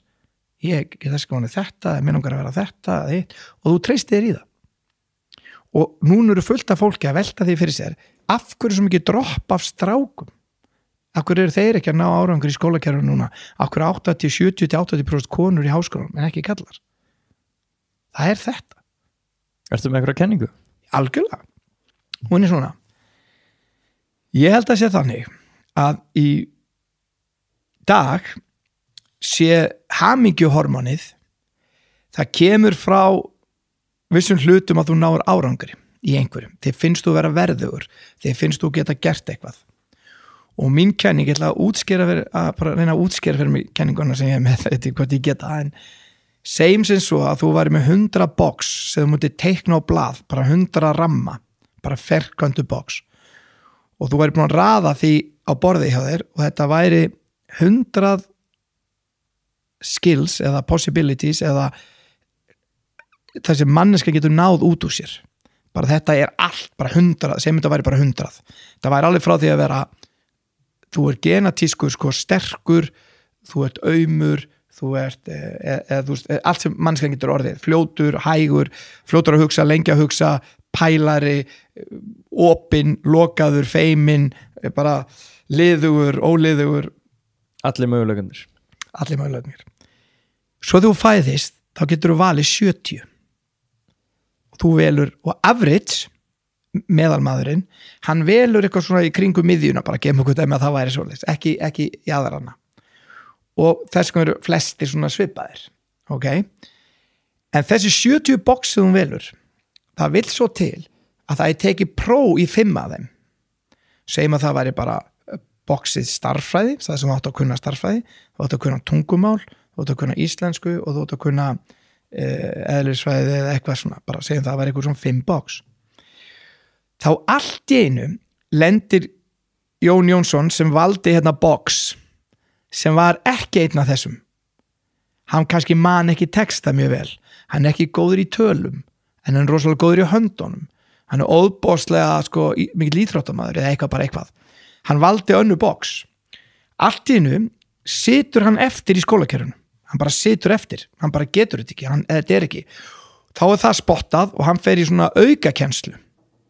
Og fyrir mörgum árum að tala að 3-6% myndu hugsalega geta að fara í aukakennslu, sem sagt geti farið í stóðkennslu. Í dag er þetta 70%. Já, sem sagt enda á því að neyðast til þess að fara í þessa kennslu. Já, í gamla dag var þetta skipt í sko, vondabekkin og góðabekkin, sko, A plus og B, svona tossabekk kallaður. Og þar að leiðandi myndur þú segja að það myndi auka sjálfstraust að lenda í tossabekknum? Nei. Alveg örugglega ekki. Og þá spyrir maður, ok, þá segja margir, ég hef heyrt fólk hringja inn á út á sögu og fullt af stöðum og segja, heyrðu, þetta var nú svoleiðis í gamla daga, maður bara, var bara tekin upp og látin lesa. Láta bara lesa meira, bara fyrir framan bekkin, þannig gekk þetta. Ok, gefum okkur þess að dæmi þetta því ég hef gert. Og ég myndi bara taka þennan strák upp á bekkinu og láta hann lesa og hann getur ekki lesið. Myndi það auka sjálfstraustið hans? Nei. Alveg, og pottet ekki. Ok, lausnin er hver? Jú, þau eru alltaf send í einhvers konar auka tíma á það. Og hvernig, á hvaða kostnað er sendir í auka tíman? Jú, þeir eru sendir þannig kostnað sem þau eru góð í. Það þýr eru góður í leikfimi, það varst frábær í handavinnu, það varstu tekin úr þeim tímum að þú varst góður í því og látið vera þá meira að gera starffræði. Þannig að þegar þú kemur út úr skólakernum, þá ertu hvorki góður í handafinu, nýja leikfimi, nýja starffræði. Þú ert ekki góður í neinu. Og ert ekki með neitt sjálfstraust. Ok, gefum okkur þetta til að setja þetta upp í grín samingi svo þú áttiði á hvað ég er að tala um. Segjum að Maggi Skeving hafði alltaf orðið skólastjórinn. Og hann hefði ráðið öllum þessum hvað verið tekið prófi. Og ég hefði komið með það sem skilyrði að þú ættir að fara í splitt. Og ég myndi segja að það er bara algjör skilyrði. Ef þú getur ekki farið í splitt, þá ertu með engan sjálfsaga, þú ert ekki með neitt, þú bara verður að komast í splitt. Af því að það bara segir til það að þú sér líkamlega heilbrigður og kosta heilbrigðukerfi minna og segjum ég væri algjörlega galinn og myndi segja þetta. Allt í einu myndi bara 80% allir lögfræðingum ekki ná prófi. Allt í einu geti bara tannlæknir ekki orðið tannlæknir að hann kemst ekki í splitt. Þá myndi ég taka hann lögfræðing og hann tannlækni og senda hann í aukatíma. Hann er rosalega góður í tungumálum og starffræði og ensku og baba og íslensku. Mjög góður í íslensku, því að þú getur ekki á lögfræðingunum, mjög góður í íslensku. Og þú væri tekinn og færi í hliðarherbyggi á hverjum degi til að æfa því í splitt. og ég píni þig á hverjum degi, já bara neðar og meira aga, meira, hann kemst aldrei í splitt, það er ekki séns, hann hefur ekki DNA boxin sem hann valdi við fæðingu, hann er bara ekki með það box, hann er ekki liður, það er alveg sama hvað í pínan, hann verður aldrei í splitti, hann kemur aldrei til að finna sig í splitti, never. Þess vegna er ég að eyðileggja hann með því að tróða honum þar. Það er ekki hans skills. Þannig að skólakerfið á að ganga út á það að finna getu fólks. Hvar eru þessi 70 box? Hvar eru þau? Já, þessi er aldrei góður hérna og áhuga hans liggur þangað og ég ætla að virkja það. Það er jobbið. Jobbið er ekki að klára námsefni. Jobbið er ekki að klára þessa bókur þetta, læra þessi ljóð. Þetta er galin hugmynd. Hún er kjössalega klikkuð. Það eiga helst ekki að vera próf. Ég myndi að vera með mann í vinnu sem var í fjármálastjóriðin og þú ert að fara í stærsta samruna sem þú hefur gert í fyrirtækinum. Og fjármálastjóriðin var í heima á taugum, bara gössan, hann er ekki með smá stress, hann er bara búin á því yfir áhyggjum. Þú vilt ekki slíkan fjármálastjóra. Þú vilt örugan fjármálastjóra sem getur gert hlutin og trúir hvernig við getum klára málið. Sama með krakka sem taka samrænt próf er á taugum heimi á sér, þau verður alveg slög, þau geta labba bara í prófið algjörlega slög, með pínu kvíða, bara smá svona þægilega kvíða til að vera alveg alert sko, en ekki á taugum yfir þessu. Og á meðan er kennarinn slagur, kennarinn ætti að vera á taugum, hann ætti að missa jobbið sitt ef að 60% fellur. Þá ætti hann bara að vera rekinn. Kennsla er eitt erfiðasta jobb í heimi. Og allir kennarar eiga að vera hæstlaunustu menn landsins pluss leikskólakennar. Þetta fólk eiga að vera præm stöðinni ríkasta fólk landsins. Hægast að því ef við erum að horfa á þetta þannig. Já, og ef að þeir ná ekki árangri eru þau umsvöðlaust reknir. Já, einmitt. Og árangurinn liggur í því að gera það að krakkar nái maximum possibilities út úr líkamann og út úr getur sinni. Það er jobbið. Þess vegna ættir hún ekki að vera nefn próf, í raunin ekki. Prófið ætti að vera þannig að það er tekin próf í skólum, tekin próf, svo kennan sér hvar allir standa, en krakkin veit ekki hvað hann fekk. Það bara, herðu, þetta ekki bara nokkuð vel, en við getum gert hérna ýmislegt betur og bam. Krakkin ætti ekki að vita að hann fæ bara 3. Hann á að vita að nú getum við gert betur. Og þá bara, gerum betur. Þú ert að hvetja krakka áfram að þú getur gert betur og þeir langi að gera betur. Heldur að keppnin sé ekki þörf í því samhengi? Keppnin er við sjálfa þig, segi ég, að því að það getur alveg verið að það sé keppnin automatís gerist með alls konar hluti, þú finnur alveg ef annar er klárað en þú og það er svoleiðis, en ég bara trúa því að þetta ná miklu meiri árangri á til dæmis að vera keppni á vinnustað. Á ég að nýða skóin að næsta manni svo ég náðu meira árangri? Er ekki jobbið, gengur það ekki út á það hjálpa teammates eða þeim gengur illa, hjálpa þeim að pikka þau upp, það gera allir mistök, pikkar þá ekki næstu upp? Þú veist, er það ekki hluti af samfélagi? Það sem ég áttaði mig á þegar ég er búin að fara í gegnum lífið mitt er að ég átti svo ótrúlega erfitt að setja mig í þau spor að allir væri ekki eins og ég.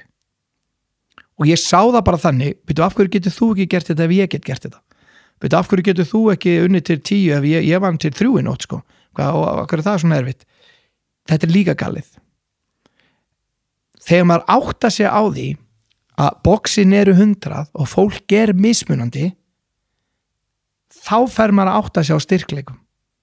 Og þegar þú horfir á fótboltalið, þá er markmaðurinn allt öðruvísi típa heldur en framherjinn. Og varnarmaðurinn allt öðruvísi típa heldur en miðjumaðurinn. Það er bara gjör ólíka típur og þeir hafa mismunandi skills. Og framherjinn myndi aldrei gefa þennan bolta.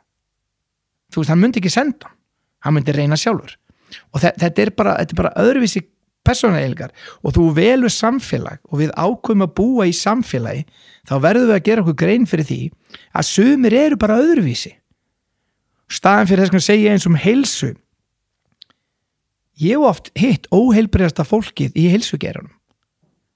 Þess vegna skil ég alveg hluta til að vera að tala fítusmánun eða hvað það ég skil þetta hluta til vegna þess að þetta ekki það þetta ekki það að allir eigi að vera grannir og allir eigi að vera með sixpack, þetta ekki það bónusinn með að þú ert að æfa þig, þá færðu bara óvart sixpack það ekki markmiðið, þú mætir ekki tíma til að vera rosa flotta rass, það gera það margir en það röng forsenda, það bónusinn við að hreyfa þig og fá útrás og gera alls konar hluti sem ég tel alveg lífsnauðsynlegt en ef að manneskja velur að vera öðruvísi þá verður við að taka það inn með virðingu að hún öðruvísi og ég trúi því bara að hluta mínu launum fer ég að hjálpa þeim sem fengu bara ekki sama og ég að því ég var bara heppin fekk kannski duglega genið sem bara, ég var bara með kassan duglegur og ég vann mikið og ég bara hafði gaman að vinna, mér fannst það bara gaman og bara það var í mér, ég var ekki latur ég var ekki með lata genið og þá kannski einhver latur hann bara með lata genið en hann hefur kannski eitthvað annað sem væri hægt að finna vegna þess að stundum gott að láta latasta manni vinna verkið því hann finnur auðveldustu leiðina til að gera það og þannig að það ekki alltaf það fólk sem menta sér best eða fer lengst sem að ná bestum árangrum það langt í frá þannig mér finnst þetta skólakerfi sem við erum að gera núna, hún var byggt fyrir iðnbyltingu, það var byggt til þess að setja menn á bása að það vantaði fólk til að gera samninga til að selja, til að græða til þess að ná í peninga fyrir einhvers konar stofnanir eða hagkerfi að því við erum að tala um hagkerfi þá það önnur galin hugmynd þetta tvennt fyrir menntakerfið og þetta helst í hendur hún svo að kapitalismi hann gengur út af þessi endalaust vöxtur og ef við gefum okkur út að jörðin stækki ekki og þú sérst bara með massa sem ekki stærri hvernig í óskupunum getur þá keyrt kerfi sem gengur út af það allt að vaksa 5-20% á ári hvernig á það bara ganga upp það kerfi á þetta að splundra þessum heimi og það ekki fyrr en bara fyrirtæki og umhverfismál og allt sem í gangi núna fara á annan level sem eiginlega svo sem ég tel skorta á svo mörgum sviðum það að hugsa 100 ár fram í tíman 200 ár fram í tíman 7000 ár fram í tíman það sem ég svo hræddast við eins og umhverfismálum það alls konar lausnir að koma frá stjórnmálamönnum og stjórnmálamenni koma með já, við erum að búa til skatta á þetta þeir ætlum að stjórna neyslu skatta á þetta og skatta meira þetta, skatta á þetta en það lækkar ekkert hitastíð við það þeir fá bara nýja tekjulinn til þess að leika sér í einhverju það ekki finnum raunverulega fyrir að líta á þetta alvörum, tökum bara dæmi menn setja upp verksmiðju á Bakka eða fljúa túrisma til Íslands stanslaust og segja síðan já, það undan þeir ef við ætlum samt að fara að setja nú nýjan skatt á þig til þess að koma með bera alla að meir ekki að keyra bílinn eða eitthvað svona og mér finnst þetta algjörlega galið að þetta ekki þetta ekki nú langt þetta ekki að hugsunin þá eða? Nei, þú veist, ef þú heldur áfram að fljúa okkur hættur bara ekki öllu þá þessu tóti og þá spurningi svo, hvernig kompromise sem þetta allt saman, þá kannski ein regla ef allir myndi taka til og það væri skylda í heiminum that everyone have to win, but everyone wins ef allir myndi vinna þannig að hvað sem hún gerir ef allir vinn ekki, þá getur ekki gert það en ef ég framleiði plast og náttúran söfferar þá get ég bara ekki framleiði plast that's it og kannski þarf að fara að hugsa þetta miklu meira mikið meira hvernig við förum að gera þetta Ísland hver heildarstefna Íslands í ferðamálum ef ég geti vakið mann upp bara og sagt fyrir hvað stöndu við í ferðamennsku það engin Íslendingur sem getur svaraði og þá einhver stefna til næstu 100 árin, 200, 300 hún það ekki þannig að mér finnst oft vera þannig því miður við hugsum allt of stutt og þegar maður átt að sjá pólitíkin hún gengur út á það að það eru hagsmunaöfl sem hafa náð völdum mismunandi hagsmunaöfl og það hagsmunaöfl öryrkja, hagsmunaöfl eldri borgara, fjármagnseigenda, fólk sem kannski verkamanna og einhverju og þau eru að berjast kannski fyrir einu topiki í staðin fyrir að hugsa allt bara, hvernig ef ég bið þetta, hvað áhrif hefur þá hitt? Þetta finnst mér galin hugmynd að þetta sé svoleiðis. Þannig að ég vil helst hafa þannig að allir vinni, það væri best. En núna eins og í þínum tilfelli, út að ég horfi á það sem þú hefur gert, lít mikið upp til þess, veit að allir gera það, þú veist, byggðir stórt fyrirtæki, seldir það, þetta einhvern veginn svona, allir væri til í þetta, að einhverju leiti. Þetta mjög aðdánavert. Þessi pæling með að kapitalisman, hann gangi út að framleiða alltaf meira, þú veist, ég meina eins og ástæðan fyrir ég las upp í byrjun þetta með að það var að koma út önnur barnabók eftir þig og geisladiskur. Þú stoppaðir ekkert þar. Nei. Þú tókst klárlega kapitalísku hugsununa og bjóst til bara stærsta production á Íslandi. Liggur þetta ekki svolítið í þeim hugsunarhætti innan einstaklingsins? Og ég meina bara hugafarinn út að síðan sé ég þig búa þetta til og ég horfa á Magga og ég hugsa bara, djöfull, ég væri til í beita þessari köku, sko.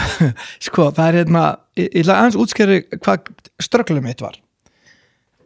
Það var þannig, þegar ég byrjaði að kenna leikum allan heim, þá var ég svona voru svona 10 kannski einstaklingar sem ferðust heiminn og kendum leikfumi, sem þetta kendum kennurum og þegar bylgjan var að byrja þá var ekkert byrjað í Bretlandi og var ekkert byrjað í fullt á löndum og svona, þá fórst þú kendir kennurum. Þá fór ég átta mig allt í hún á því, krakkar eru að fara að sitja eftir. Það er verið að minnka allt space í stórborgum, að krakkar geta út í svæði og náttúran er ekki þarna lengur. Þeir labba ekki bara út eins og ég var á Hvammstangaði borgarnes eða hvað sem það er svona labba bara út í sveit og þú bara klifrar í klettunum og það er engin girðing sem segir, þú dettur niður, þú fóst ekki niður. Það bara var partur, þetta var innbyggt. Svo fór maður alltaf nátt að segja að það var að minnka svæðin og leikumiskensla var mingu niður að þau var ekki tekið prófið í og svona kolli. Og þá fór maður að hugsa, hvernig get ég mótið vera krakka. Þetta er sko fyrir 30 og eitthvað árum síðan, næstu 35. Þá fór ég, hvernig get ég mótið vera krakka í að lifa heilbrigðu lífi án þess að skilja það að því að foreldrarnir er ekki að fara að gera það. Það er ekki að fara að gerast. Þau eru bara busy og samfélagi er ekki að taka þátt í því. Og obesity og ástæðan að heilbrigði á eftir að verða gríðarlega mikið. Það þýðir að eftir að fleiri krakkar að deyja á lífstíðsjúkdómum og fyrsta skipti í veröldinni gæti orðið kannski að krakkarnir live sicker and die younger eða þau verða veikari og deyja fyrr, jáfnvel í fyrsta skipti deyja áður en foreldrarnir deyja. Þetta gæti orðið, raunin. Ef við höldum áfram að dæla þessu viðbjóðslega mat og allt sem við erum að gera við svona mikla kapitaliska hugsun, svona mikla framleiðslu. Og þá er spurningin svo, hvernig getur maður gert þetta? Og ég byrjaði að kenna kennurum tíma til þess að kenna krökkum. Þá fattaði ég strax, það var allir að hugsa að kenna krökkum sko að hreyfa sig. Krakkar kunna alveg að hreyfa sig. Þeir þurfa ekki að læra það. Þeir þurfa ekki að læra sundu saman en þeir þurfa að læra gegnum leiki, through a play eða svona leikur. Krakkar nota sound, hreyfa sig, eitthvað svona, nota ykkur hljóð eða einhver leikur, það er eldingaleikur, það er feluleikur, það er eitthvað. Þannig ég hugsaði með mér, hvernig verður bylgjan sem er að koma, sem er sko tæknibylgjan? Hvernig verður það? Þannig ég barðist alveg fyrir því að reyna að búa til eitthvað svona, byrja á bók, svo erum við hreyfidisk, það sem krakkar getur hreyft sig við tónlistin eftir bókinni, eftir soundum og hljóðum og svona. Og svo hugsaði með mér, svo gerði spil sem var hreyfispil, það sem krakkar getur spil með foreldri sínum og allir þurfti að hreyfa sig og eitthvað svona sko. Svo gerði ég hagkerfi, það sem var peningar, þar sem krakkar gátu sett pening í banka og átt 1000 krónur í banka og fenguð og sparað pening því Íslendingar spöruðu svo lítið og voru með enga framtíð hugsun með þjóður að vissu nákvæmlega hvað áttu þegar þeir voru eldri sko. Við vorum með enga hugsun í því sko. Þannig ég vildi að krakkarnir settu smá pening í banka og fenguð svo 1000 latópeninga í staðinn sem þeir fóru út. Alveg rétt maður. Og þeir fóru út og keypti svo holla vöru frítt. Þannig að þú gæti bara farið og keypt í verslunum bara frítt. Þú fórst og verslaðir, þína tómata, þitt eitthvað heilbrigð sem þú keyptir og gæst farið heim og borðaðir það þannig að þú allt í nú varstu búin að smakka 9 sinnum eitthvað og þá borðaðir það af því þú keyptir það.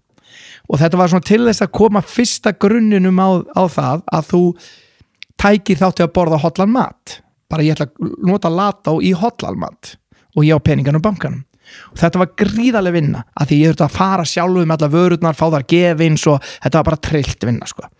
Og Seðlabanki var brjálaður að þetta var hollasta hagkerfi í heimi og leiti illa út fyrir Seðlabankan og þeir voru alveg brjálaðir, vildu stoppa þetta og allt saman. Ég var næstu því handtekinn fyrir þetta og allt svo svo gerði ég míní marathon fyrir krakka og borgaði með mér 4 milljónir bara til þess að gera þetta hlaup fyrir krakka á hverju ári og svo bjóði til orkuátak sem var svona bók sem ég sendi öllum krökkum í landinu. Þar vildi einn bær ekki vera með sem var Kópavogur og Selfoss og þeir áttu að ég gaf alla bækurnar og þeir þurftu að borga minni mig 14.000 krónur og það fengu allir krakkar í árganginum 5, 6 og 7 ára þessa bók og við sáum þegar krakkar fóru á neti líka að þeir fylltu út á netinu og svo límiði í bók og ég var með svona sjónvarpsþætti og ég var með hollar vörur og svona og þetta var eiginlega fyrir það að þegar ég áttaði með á því fyrir mín eigin börn ég vissi raun ekkert hvað þau borðuðu ég hafði ekki hugmynd það og þegar krakkarnir mínir gátu sett inn í svona bók, þetta var svona eins og food pyramidin og kolvi þannig að þá drakstu kannski 5 vatnsglös eða 6 vatnsglös á dag að þá settu kannski, já ég er búin að drekka 2 sopa, 2 límiða ég borðaði 1 epli og áttu kannski borða 4 ávist á grænmeti á dag og 5 a day eða svo var og svo eitthvað svona hérna á fisk og döun og tampustaði mig og tók til í herbyggjunu og eitthvað svona ja, ég man mjög vel eftir svo fekstu svona eitthvað horkustig mikill notandi svo var það þannig að þá gæti maður séð allt í henni þegar ég bara tók bókinu og krökkunum mínum og flettinu bara vá, bætti mín bara aldrei epli ég á alla hérna epla límiðan eftir og þá hugsaði bara kannski ættu að reyna að mótivera heimilinu aðeins smá epli eða þau hafa aldrei borða aldrei fisk að því þá allt í henni sá maður bara svart á hvítu og þetta var 96% notuðu krakkar þetta að því við sáðum á netinu 96% af þeim sem fengu bókina gerðu þetta og þetta er örugglega eitt magnaðasta átak sem hefur verið gert fyrir krakka á Íslandi fyrir og síðar þetta man ég eftir að ég talaði við sjávarútvegsfyrirtækin og baði að vera með hvort að þeir getu framleitt límiðina fyrir krakka með fisk að þetta kostaði óhemju pening að gera þetta og þeir vildi ekki vera með og ástæðan var svo að þau sem við erum ekki að selja íslendingu fisk 90% okkar vöru selt ellendis þetta er svona typical hugsunháttur algjörlega galið vera að veiða fiskin á Íslandi stanslaust og taka ekki þátt í að gera eitthvað svona sem er algjörlega galið að taka ekki þátt í að krakkar hefði á að fiski og sagan og maturinn og hotlustan og klikkuð hugsunháttur og þá hérna gerðu þetta bara sjálfur og ég man eftir að ég borgaði bara sjálfur bækurnar í Kópavogi og í Árbæ og gjaldkerinn í Árbæ hann heimtaði að greiða þetta sjálfur á þeim tíma hann bara trúði ekki að bærin gerði þetta ekki hann ætlaði bara að taka sitt eigið ávísun eftir að greiða þetta ótrúlegt en þetta gekk mjög vel þetta hérna þannig að rauninni var mitt ströggul, alltaf það þegar ég byrjaði síðan með sjónvarpsþættina á Latabæ, þegar ég vissi ég var með koncept sem virkaði, búin að gera 3000 skemmtanir á Íslandi út allt og hitta fleiri 1000 börn þá gerði ég þetta sjónvarpsþætti seldi ég 171 land og 500 miljón heimili þá byrjaði fyrst vandamál mitt þá áttaði mig svolítið á því að ég var með barnaefni sem gekkst út á heilbrigði og ég sagði aldrei krökkum að þeir þyrftu að hreyfa sig ég hef aldrei sagt það ég hef aldrei sagt barni að yrða að borða eitthvað bara aldrei og ég hef bara aldrei gert það ég hef aldrei sagt krakka að þeir megi ekki borða hamborgar ég hef aldrei sagt það, bara aldrei nokkuð tíma eða þeir megi ekki borða nammi aftur á móti þegar íþróttálfurinn borðaði sigur þá leiði yfir hann sko. en það er annar mál ég sýndi það en ég sagði aldrei neitt það svo þannig ég vildi bara mótivera krakka að þau sjálf myndi fara átt að sjá þessu já, kannski þurfa hans að spá í hvað við borðum og svo kvöldi og það var greinlu munur þeir sem horfðu á Latabæ og ég hitti krakki í leikskóla það vissu miklu meir heilbrigði heldur en hvað hollur matur væri heldur en krakki sem horfðu ekki á Latabæ það var gríðalegu munur þar á en þegar þú ferð inn í þetta maskínu batteri í heiminum sem eru stóru aðalarnir Disney, Nickelodeon Turner og bara allt Warner Brothers öll barnaefni í heiminum að selja junk bara drasl til barna annarkvært plastrast sem þarf ekki að halda eða hreinlega einhvern mat sem það lélugur að þú þarf að vera með fígur á því til að selja það þannig að 99,99% af öllu sem selt til barna bara drasl í þessum gera, þessum licensing heimi og peningarnir koma úr licensing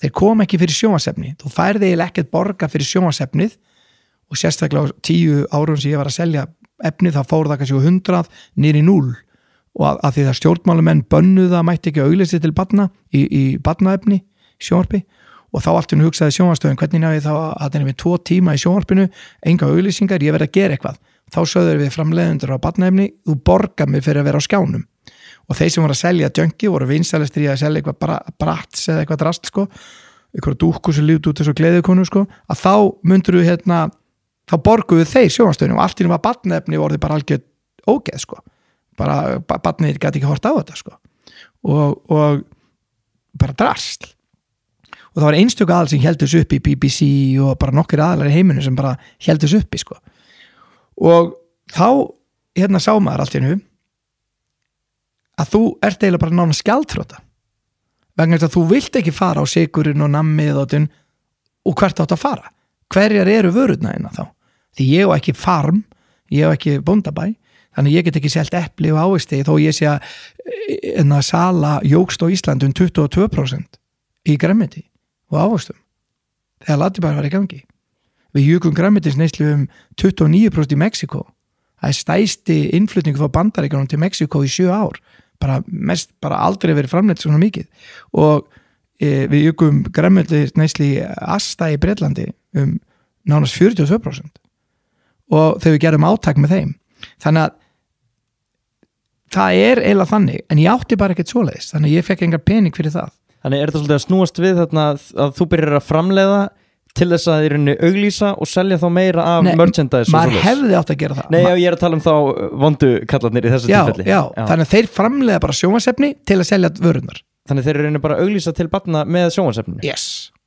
Og Ladibær tók ekki þátt í þessu Nei, og þess vegna vorum við á brúninni bara að meika það Lazy Town eða Ladibær hefði átt að vera non-profit organization Tókstu með þetta ekki þátt í þessu? Þú vissir alveg hvernig þetta leit út og hvað þeir voru Ég sagði nei alla dag menn komum til mig, McDonalds við gera nei, en það er hræðilegt fyrir fjárfestari mér Ég trúði að þetta væri að snúast bara þetta er að koma þannig ég segi Ladibær hafði rétt fyrir svo röngum tíma núna væri Ladibær miklu meira nú eru fyrirtæki að fara að spá í við verðum bara að fara að búa til hollari mat þetta gengur ekki lengur í þá daga, þetta var ekki til og það er eiginlega sko og við sögðum nei allan daginn við hlutum bara allan daginn og bara staffið mitt var svo frábær staff geðveikt staff, við náðum bara fullt að tekjum á þetta að gera fullt að litlum kampeinum og alls konar fyrir börn gáum vinnu okkar stanslaust og unnum allan sólarhringinn allt mitt staff, þetta var frábært fólk og bara gerði ótrúlega hluti og ég hitti til dæmis svo gaman nú hitti maður allt í nú bara Fabio sem var 21 árs landsliðinu í Argentínu hitti hann á Ítalíu núna á þetta borða allt í nú sér að þeim bara hleypur til þeim bara, vil fá mynd og hann er besti framherri í Argentínu hann 19 ára að spila með Juventus með Milano og hann bara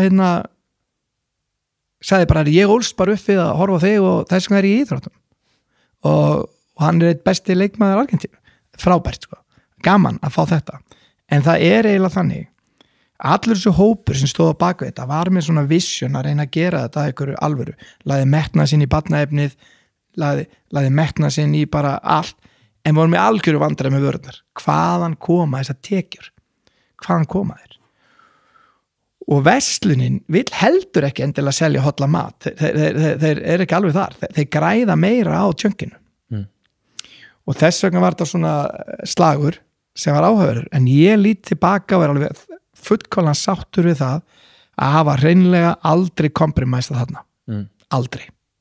Og þetta er þá þitt svar við því að ég var svona leiða augun að því að með því að vera alltaf í stöðum vexti þá getur þú samt verið að vaksa í rétta átt. Já, tökum dæmi. Segjum sér svo að þú hefði selt að increase eða jógst neysla á ávöxtum. Við hefum bara eplum. Þá er bóndinn ánæður, retailinn er ánæður sem verslunin, mamman og pappin er ánæð, krakkin er ánæður þegar hann borðar epli og getur gert arbegur og hoppað og reyft sér meira, lati bara ánæður vegna þess að það er það markmiðið, stjórnmálaöflur ánæð því þá fer obesity og hreyfingaleysi niður og minni heilbrigðiskerfi, þar minni álag og heilbrigðiskerfi í seinna meir og allir græða. Þetta væri svona everyone wins. Þetta væri frábært. Og var Lati bara svoleiðis fyrirtæki? Það er reyndið það. Já. Og hvar gekk það illa? Leikföngum. Í nefnum sem dæmi, ég barðist fyrir til dæmis á sínum tíma að ætti að vera einhvað þannig að krakkar geti hort á skjá en hreyft sig. Það væri bara framtíðin, krakkar væri að fara að gera alls konar og menn hlóa þessu sko. Bara nei, það er aldrei að vera að gera, krakkar er bara svona leikjum og svo kom bara Nintendo Wii og bara búf og það var bara risastórt. Pokémon Go, fullt af þessu. Eða ég kallaði þetta TMG, Think, Move and Go og ég sagði skrifaði bara TMG í lóan á þér, lokaði honum og í hvers getur við vafa þú vinnur fyrir mig, líktu bara á TMG og ef að það er ekki þá átt að segja nei. Ég ætla að útskýra hvað ég á við. Okay. Segjum sér svo að T þið think, M þið move og Go þið again and again, aftur og aftur. Svo segjum að það var ekki til bolti og þú kemur til mín á skrifstofun eða til starfsmann hjá mér og segir ég er með hugmynd að bolta og krakka geta leikið sér með þetta og þá lítur við hendina þér, hugsaðar T, er þetta smart, clever, er þetta brilliant? Þetta er brilliant. Það er þetta búið til 1000 leiki í kringum að bolta, það er þetta leika sem er út og inni, þetta eigur úthald, þetta er frábært sko. Move, hreyfir þetta börn? Já, barni hreyfist, alveg pottet og Go getur notað þetta aftur og aftur, algjörlega, leikið mér á morgun, næsta dag, 200 ár, 100 ár, 1000 ár. Þetta er TMG, þetta er það sem ég vil fyrir Latabæ. Lati bara eftir að gera bolta. Svariði já. Kemur með reiðhjól. Þú myndir horfa á þetta, hvað er þetta? Kemur einhver maður með reiðhjól. Það er aldrei séð reiðhjól. Þú myndir horfa á að segja, þetta er algjörlega smart. Það er eitthvað brilliant við þetta. Move, já, þú myndir hreyft þig á hjólinu, aftur, og þú myndir nota þetta aftur. Á morgun, næsta dag. Já, Nintendo Wii, já. Pokémon Go, já. Það er leikir, spil, board game, bara eitthvað. Tónlist, já. Hreyfið þig, allt, Macarena, algjörlega sem dæmi. Það er sko að segja, það er Latabær og það er það sem við vorum að reyna að búa til. Það sem gekk illa í leikföngum að þeir voru svo mikið hroka að þeir liti til að þau sem bara við viti hvað erum að gera og gallin sem ég náði ekki í gegn var eiginlega að útskýra bara ég veit að þið viti hvað þeir eru að gera en í gamla hugsunahættinum og þau eru kannski að gera svolítið rangan hlut. Já, þeir eru bara massa út plastrasli og ég seldi mjög lítið af þessu vörum á Íslandi. Ég tók það ekki svona heim. Ég gæti ekki svona hugsað mér að selja það. Bara, ég erum ekki að fara að selja þetta. Þetta er bara algjört rasl. Þannig að við seldum til þess nefnst sem dæmi búningar. Íþróttaálfa búningur seldist meira en Spider-Man og Batman. Ok, sem búningur. Ok, hvernig gerist það? Jú, það er út af því að allir sem framleiða búningi í heiminum er ykkur nokkur félög, þau eru bara ykkur 10 og þau eru eiginlega bara 3 svona raunur og þeir gera búning sem passar Walmart og Toys R Us og fullt af verslunum og svona sem gengur út á það að búningurinn fyrir Halloween fyrir bandaríkjamarkað og restin af búningum flæði svo fyrir heiminn og þetta eru búningar sem eru einnota þú getur eiginlega ekki þvegið hann þú getur eiginlega ekki, já, hann er eiginlega ónýtur innan bara nokkra daga en Latabæ búningurinn íþróttaálfa búningurinn eða solastyrða eða hvað sem er að búningur sem krakki vildi vera í bara í leikskólanum, vildi bara vera alltaf að hoppa á honum og þóa hann og mamma átt að þóa hann og bara við vorum í algjöru vandræðum að finna framleiðanda sem geti bara búið til svona búning og þegar þú gast búið hann til vildi enginn selja hann og ekki sagði, nei, við erum bara með Halloween á þessum dögum, svo er ekki búningar í verslunni. Það er bara þessum vikutíðanbíl. Algjört vesinn. Þannig að ég held að þetta allt er að breytast núna. Ég held að þessi nýja kynslóð sem er komið núna, allt er þessi hugsandi. Hún er að hugsa allt þar hluti. Hún er bara að hugsa, herðu, við viljum ekki margnýta jörðina svona. Þetta er bara rugl. Og við þurfum aðeins að fara að spá í það að við ætlum ekki að misnota jörðina svoleiðis að hún verði síðan bara ónýt. Og ætlum að stækka en jörðin stækkar ekkert. Það er ekkert meira vatn, það er ekkert meira olía, það er ekkert meira þessu. Þannig hvernig getum við gert þetta? Og mér finnst það til dæmis í túrism á Íslandi, að þau erum að hugsa framtíðina, þá finnst mér Íslendingar vera alltaf slappir í að hugsa, hvað er brandið Ísland? Hvað er vörumerkið? Hvernig viljum við hafa þetta? Viljum við endilega gera það sem við erum að gera í dag? Er þetta endilega málið? Er hugsanlega mögulega ef ég væri til eins borgarstjóri á morgun, þá myndi ég segja bara, herðu, hættu öllum þessum samgöngum, bara strætó burt með þetta allt saman, burt með, og myndi segja bara, leigubílstjórar að fara bara laun hjá ríkinu og við erum bara rafmagnsbílum, litlum, og þú getur að hoppa í þessa bíla, vera út allt og verða grænir á litin og vera bara fræðið fyrir að vera rafmagnsbílar, bara umhverfisvænir bílar og þú hoppa bara inn í hann, allur infrastruktúr hætt og þú kostar ekki neitt. Þú bara hoppar inn og segir bara ég er að fara að Bólstaðarhlíð og þú er annar á appinu sem segir ég er líka að fara að Bólstaðarhlíð og þá bara pikkar það upp leiðin bara, ef það ert þarna, þá bara sér það bara navigation, það stendur eitt maður bara það eru 4 sem eru að fara og þú kippur upp og keirið þá. Ekkert veginn. Það er ekki að labba okkur á stoppustöð, þarf ekki að búa til mannvirki, endalösa malbygg og eitthvað vesinn. Ef þetta væri svona, að ég geti bara labbað út á morgun, þá færi ég ekkert á bílum mínum. Ég geti bara labbað út og, ég ætla að hoppa bara í hennar bíl og málið dautt. Ástæðan fyrir að menn fari ekki í þetta, er að það er brjála veður og það er alls konar vesinn sem fólk finnst bara. Stress og svona, þetta er örugglega aðeins tímafrekara. Fullt af hlutum, tekur leikar í tíma, vill ekki vera blautur í vinnunni og svona, svo sumið þeir sem er í þessu, þeir segja, þetta er bara ekkert mál, þú veist, það er sömu típun, maður fara bara í splitt og segja, það er ekkert mál að fara í splitt. Það eru sumið sem fara ekkert í splitt. Það eru sumið sem vilja þetta ekki. Það er bara fullt af fólki, sem nenni ekki að vera blaut í vinnunni, nenni ekki að halda á litla badimni sínu, það er að koma til læknis, er kannski með staf, á ekki efna á að hafa, bara getur þetta eitt. Þannig var ekki frábært, það væri bara nóga bílum og labbaði bara út. Og hvað þarf marga bíla fyrir 150.000 manns? Það er ekki neitt. Þetta er örfáir bílar. Þetta er ekkert mikið. Þetta er örfáir. Ísland er svo lítið. Er eðlilegt að allt byrja á sama tíma? Er það eðlilegt? Að þessi tóm akkurinn í aðra áttina?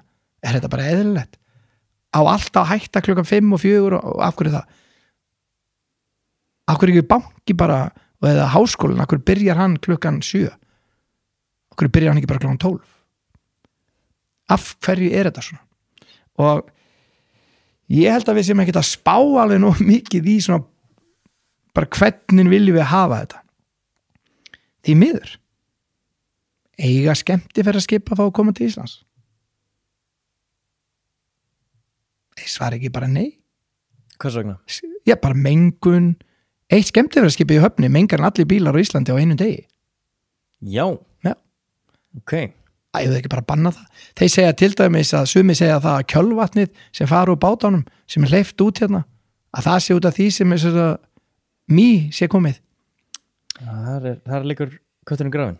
Ég veit ekki um það. Ég hef ekki hugmynd um það. En sem dæmi bara. Já. En þannig ég bara velta fyrir mér. Við sem bara þjóð, ef við getum vakið upp Íslendinga og við vissum bara hvað við stæðum fyrir með alls konar hluti, væri TMG í lóanum á okkur, væri það ekki frábært? Við gætum bara, nei, þetta skemmir náttúruna er dýrmætast sem við eigum. Nei, við viljum ekki gera þetta. Við viljum ekki gera þetta. Já, einhver svona gildi. Einhver gildi. Ég held samt að þetta þurfa alltaf að vera balans. Ég held að það þurfa að vera svona balans í öllu. Þá er fyrri hluta viðtalsins lokið. Í næsta hluta förum við yfir Víðanvöll. Ég fæ Magga til að skilgreina sín svokölluðu box. Hvaða styrkleika og veikleika hans karakter hefur að geyma? Og ég trúi því alltaf bara sem barn að ég geti stilt orkuna mína. Það væri bara takki á mér. Og þannig að ef þú myndir segja við erum að fara út, við erum að moka hérna, það er bara snjór hérna fyrir utan og við erum að vera í 2 daga, þá stilli ég bara takkan á 2 daga og orkan þarf að vera 7 og svo bara moka við. Við fáum að heyra af hverju Maggi fór á móti tilboðum sem hefðu gert Latabæ að peningavél. Latabæ hefði getið orðið miklu meiri money maskina. Ég vann aldrei í Latabæ fyrir pening. Ég gerði þetta bara fyrir passion, alltaf. Ég spáði aldrei það hvort ég var að fá mikið eða lítið pening. Ég var ekki þar. Ég hefði getið fengið $1,000,000 fyrir að gera McDonald's deal, en þá verið Latabæ líka dáið. Og svo það líklega áhugaverðasta línan í öllu þessu viðtali að mínum mati. En myndur ég gera þetta aftur? Svarið var líklega nei. Allt þetta og meira til í hluta 2 af 2. Takk kærlega fyrir að hlusta, vonandi hafður gaman af. Heyrumst í næsta þætti. Adiós.